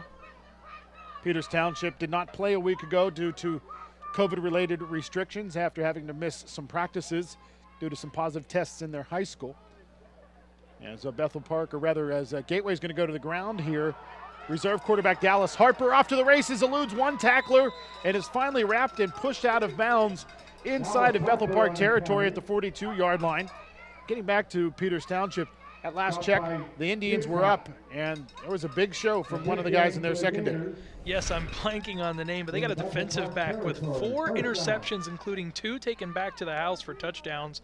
Just absolutely dominant on that defensive side of the ball. And so they look really good here after not being able to play last week. We talked about some of the adversity they faced with COVID-19.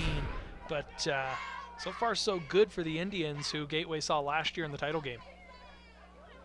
Broken play here, and the Gators are going to have to try to make something happen. Dallas Harper had nowhere to go. Danced around and was brought down in the backfield by Dylan Fuska. The name I was looking for, Braylon Carrington, scored on a second interception touchdown of the night, has 4 total on the evening, and that's just super impressive. You got to think at some point Penn Trafford's going to not throw that way moving forward.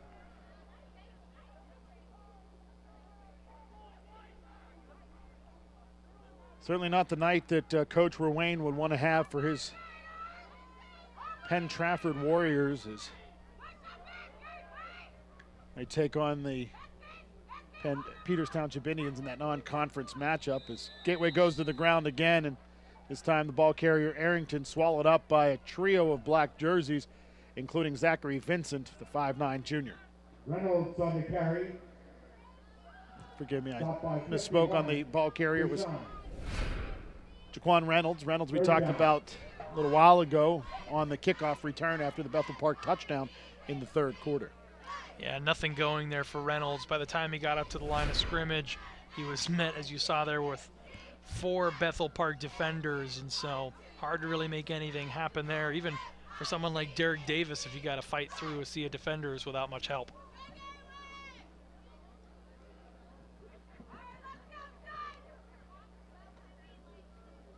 Gators in the shotgun. Ball pulled out of the belly of the tailback, and it'll be Dallas Harper keeping it himself. Harper around The fourth down and about 5. And that'll be the final play of the third quarter. So we have played 3 quarters of football, and Gateway leads the Bethel Park Blackhawks 55-14, the lone score in the third quarter. A touchdown for Bethel Park covering about 45 yards. 14.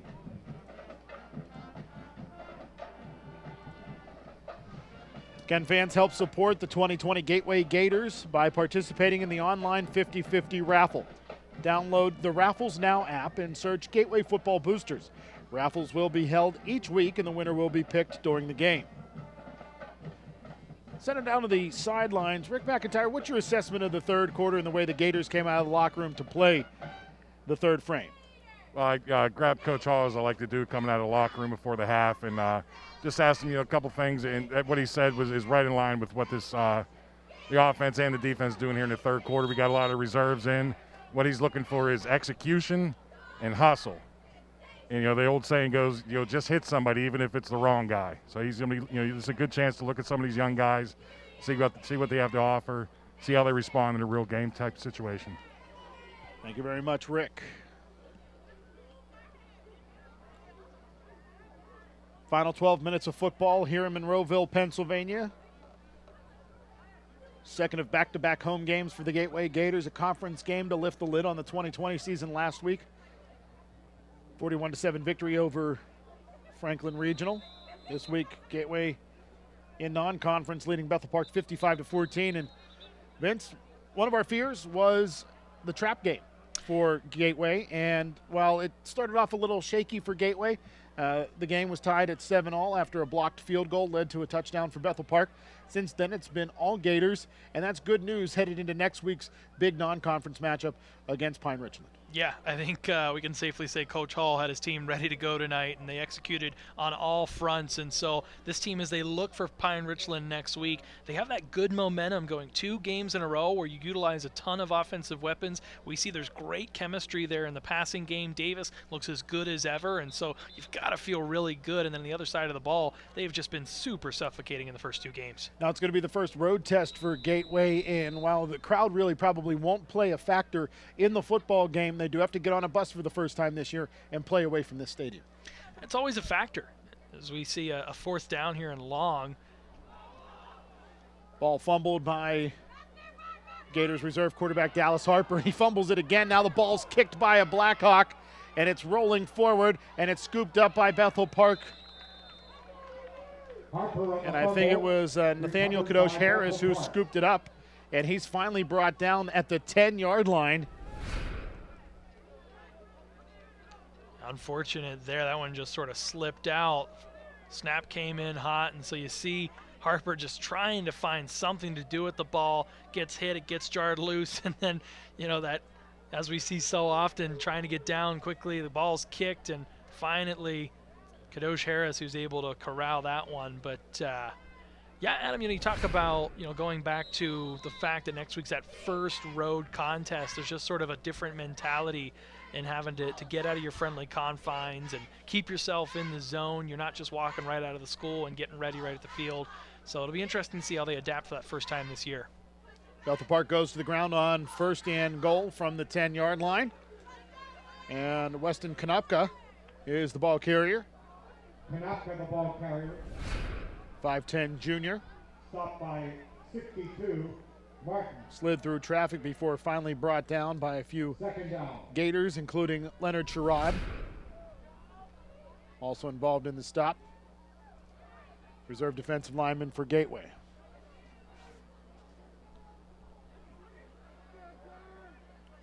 Ball comes loose. Bethel Park scoops it up. Their reserve quarterback grabbed a hold of it, did Hayden Lewis, and then he was wrapped and tossed back. And instead of 3rd and goal inside of the 5, now it's 3rd and goal from the 13-yard line. Yeah, he went down like a rag doll. He didn't have a shot there, as it looks like it was Jordan Tyree who came firing through. The 5'11", 190-pound sophomore showing some strength there on the sack. So 3rd and goal for Bethel Park. The ball at the Gateway 13-yard line. Bethel Park trying to take advantage of a Gators fumble on a 4th and long offensive opportunity. Bethel Park goes to the air as Hayden Lewis finds his receiver in Joe Timmons, but Timmons is brought down well shy of the goal line, right near the 11-yard line. So this started out as 1st and goal at the 10, then it was 2nd and goal at around the 3 or 4-yard line, then 3rd and goal from the 14, now it's 4th and goal from the 11. Yeah, not ideal if you're the Blackhawks, but a strong showing here by the 2nd unit defensively for the Gators, bending and not breaking here on now 4th down, see if they can't finish this off, but easy to throw in the towel, and 2nd and goal from the 3, and they've responded in a big way. Bethel Park looks to go to the air, and it will be intercepted by Gateway. Leaping up with the INT is Elijah Heller. We've talked about Heller making some defensive plays, and the 5'5 sophomore shows some leaps there as he jumps up, reads the pass well, and gets the INT. Touchback, and it'll be 1st and 10 for Gateway at the 20. Goes up and gets that one. You look at his matchup, you talk about he's 5'5", he's up against Tyler Stewart, who's 6'3", and it's Heller who comes away with the ball. Just wanted it more, made a great break on the ball. And so he's got a couple big hits tonight, a couple tackles and an interception. So that young man's having himself quite a game here in the second half. And really, with his physical stature, it's been so impressive to see the way he's played today. He's made a couple of tackles, had that INT. One of his tackles, the first one, was a great open field stop. Then he was able to save a touchdown on the ensuing play before Bethel Park ended up scoring on the next play after that. Yeah, absolutely. And, we talked about it. This is your opportunity. This is your chance.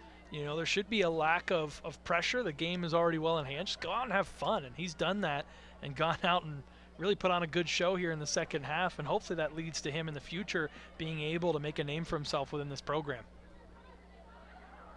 Again, next week, Gateway takes on Pine Richland in the North Hills of Pittsburgh. And we are hoping to bring you coverage of that football game in Harmony, PA, working with their athletic department and technical crew to get us into the stadium. Make sure we can bring you the broadcast here on the Trib Live High School Sports Network. It will be our first video stream this season on the Trib Live High School Sports Network. We've been audio only at home. Of course, we do have home games live stream video on NFHS. Gateway to the ground on 1st down and 10 from the 20 after the interception by the Gators. And the Gators chase Arrington, the 5'9 sophomore, the ball carrier.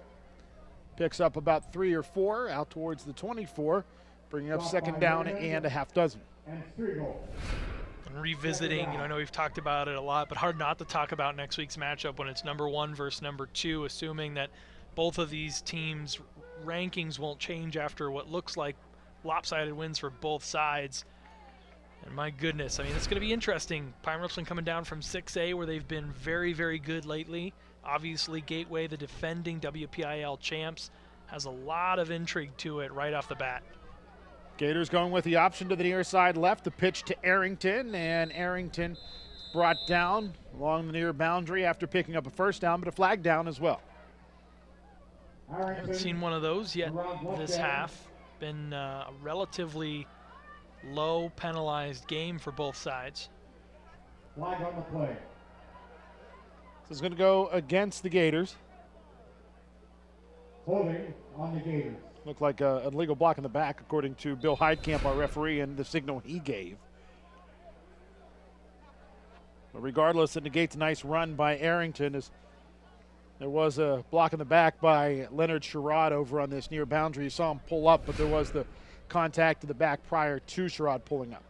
Yeah, it doesn't always have to be a big impact or tossing someone to the ground. If you influence that person's ability to tackle whatsoever, they're going to call that every time. 2 receivers right, 1 to the near side left. 2 sidecars as the Gators go with the triple option out of the shotgun. Nowhere to go for Gators quarterback Dallas Harper. Yeah, Harper's got some wheels, and we've seen that a time or two tonight, but that line's just not getting a push right now at this moment, so it's not allowing him to really get any, acceleration going. He's stopped before he really even gets a chance to get started. So 3rd and 9 for Gateway. The ball at their own 21-yard line. Clock winding, 6:35 to play, 4th quarter. Gators up 55-14 on Bethel Park. On the ground, it's Arrington running right. Nowhere to go. He's brought down 2 yards deep in the backfield. Arrington around right end. and more of the same. They just can't get anything going up the middle, and so everything needs to get bounced out wide. And from there, Blackhawks are doing a good job of making sure they're getting those angles and keeping the Gators from getting the sidelines. And that speed is being, equalized out by just good discipline by this Blackhawks defense thus far.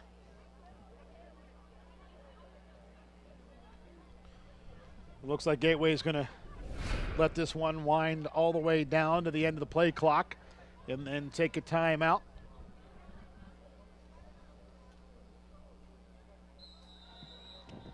And you'd have to think that there's some frustration here. You see Coach down on the sidelines, maybe a chance to talk things over.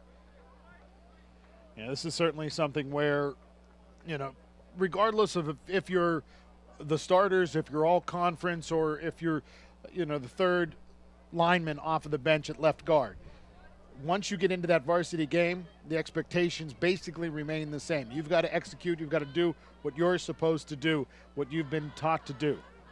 I think that's the opportunity where so much of this is transferable to life, right? We talk about the lessons and what it means to be a student athlete, and holding these guys to the exact same standard and setting that tone early on in their student athletic career is incredibly helpful, not only to help continue to build a program that's been so consistent, so successful, but to make sure that these guys carry that attitude forward to academics, to their personal lives, to their future pursuits as men. And it's impressive to see what Coach Hull's been able to do with this program in the short amount of time he's been here at Gateway. 4th down and a dozen for the Gateway Gators. Now they have their offense on the field, but we saw earlier Dallas Harper pooch punt one. And now a flag flies again against Gateway. I think they may have had too many men on the field.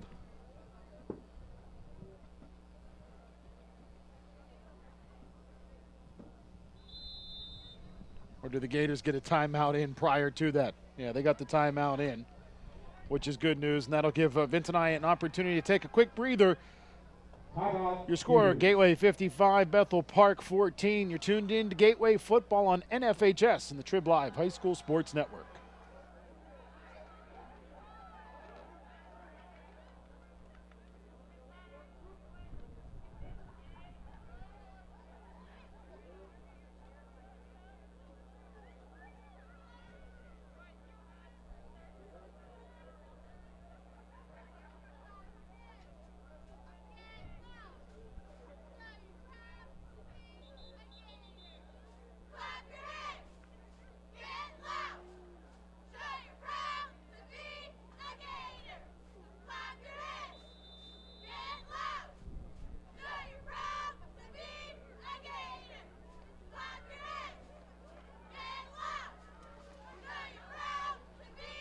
Clock winding here with 5 minutes to play in the 4th quarter. It's 55-14. Gateway on top of Bethel Park. Pooch punt by Dallas Harper, and takes the bounce rather in favor of Bethel Park, and it'll be Blackhawks ball at the Gators' 39-yard line as it's downed by Leonard Sherrod, reserve defensive back. And Adam, before we get rolling here into the next possession, I've got a couple scores of note that Gateway fans would probably be interested to hear. An upset in 5A. Chartiers Valley knocked off South Fayette 9-7 with a late field goal. And so number 5 here in 5A goes down, and they fall to 1-1 on the season. Chartiers Valley, a 4A team, so a good program losing to one that was one of their peers before. Or actually a switch, because Chartiers was 5, went down to 4. Then 4-5 for South Fayette, obviously. And then late going over at the Wolverina, Woodland Hills up 26-7 on Penn Hills. Well, Woodland Hills has certainly righted the ship after a rough season a year ago. Just the 3rd year in program history where the Wolverines did not make the playoffs. As Bethel Park goes to the ground, the ball is fumbled and then covered up by a black jersey. It'll be Gators football after the fumble by Gateway. I think it was Sherrod on the fumble recovery for the Gators. Yeah, just the handoff there, issues trying to get the ball from the quarterback to the halfback, and you see there put on the ground by the 5'10 junior Weston Konopka. So Konopka with the fumble forced by John Harris, and then it was recovered by Leonard Sherrod as it bounced past one Gator and into Sherrod's hands. And it will be Gateway football 1st and 10 at their own 39-yard line. I'd really like to see if they're able to get Harper into some open space. Guy's got wheels. So far they've really struggled to get any traction there in the trenches. Gators go to the ground again, and it's Jaquan Reynolds, the ball carrier, brought down a couple of yards deep in the backfield. I'm sure Rick's going to make his way up here to the press box to wrap things up momentarily. So before the clock winds down and we don't have an opportunity, we are going to ask you, Rick, what is your thoughts on today's football game, the way the Gators played, how they looked, especially through the first 24 minutes of action, and then add the third quarter into that? Well, I think the most important thing, something you guys touched on a couple times last week, is having this big game coming up next week, number 1 versus number 2. A team like this is very easy to come in and overlook, and when you do that, you start playing about half speed, kids get hurt. Sometimes that score can get a little out of control and things can slip away. So I was impressed with how they came out, really focused in that first half, did everything they had to do with the exception of that field goal block, which was a big letdown. But outside of that, they just dropped the hammer through the whole first half and really put the game away before they hit the locker room. Thanks a lot, Rick. Thanks for your diligence down there along the sidelines. And we look to have you back down there along the boundaries as the season progresses. You know, one thing Rick talked about that I think you can't really understate enough is that health factor. You're through 2 games and you're healthy on both sides of the ball. That's huge for the Gators. Dallas Harper tossing it to the near side. The pass, if it was a forward pass, is complete to Micah McBean. If not, the lateral pass allows McBean to pick it up on the rush attempt. Either way, McBean with a big play turning the field, and the Gators now have the football inside of Blackhawks territory at around the 31-yard line. And a good job there running that RPO by Harper and seeing, you know, that he was out there, McBean, by himself over there by the sidelines. Instead of, you know, what a lot of young quarterbacks would do, which is just tuck that ball and run, he had the vision and the patience to look out there at the last moment and get that ball out cleanly. That's a nice play. Trips right, one receiver to the near side left. The Gators go to the ground. And it's Jaquan Reynolds, the ball carrier. 5'6" freshman. Picks up a handful inside of the 30 to around the 28-yard line, so make it a gain of 4, and it's 2nd down and 6. Took a few series, but they're starting to be able to run the ball effectively. Guys are executing on their assignments a little bit more, and we're seeing some flashes from some young guys, which is always good to see here late in this one, about 90 seconds left. And Vince, don't forget, a lot of the guys that are playing right now are going to be playing tomorrow morning down at Bethel Park as well. Yeah, might be a couple rivalries established here tonight. Guys that on both sides of the ball used to seeing each other before they even strap up for JV. Harper running right, cutting around traffic, picking up the first down, finally brought down at the 20-yard line, maybe the 19, and that's enough for a Gateway first down. Harper on the short shovel pass. Yeah, another last-second little pitch. That's the second time that he's been able to execute on that. Just sort of pitches it back at the last second. And McBean able to cut past the first couple would-be tacklers and get the ball down into the red zone. Trips to the left, one receiver to the far boundary right. Sidecar to the left-hand side of Dallas Harper with just under a minute to play here in the fourth quarter. Harper running left, thought about trying to pitch it over here to the near side for Micah McBean, but does not do so. Instead, Harper will just pick up a yard or two to around the 18-yard line. And that could be the last play of this football game if the Gators choose to do so, which appears to be the case.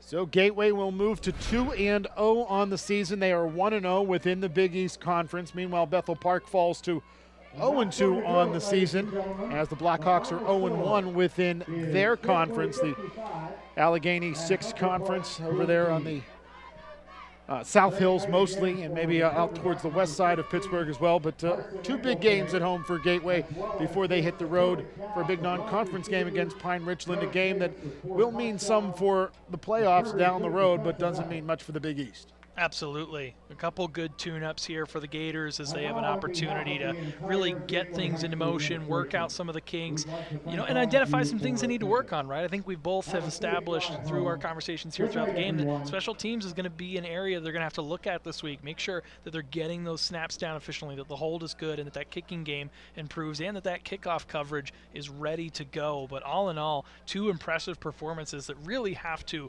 create some confidence within this program moving into that big-time non-conference matchup.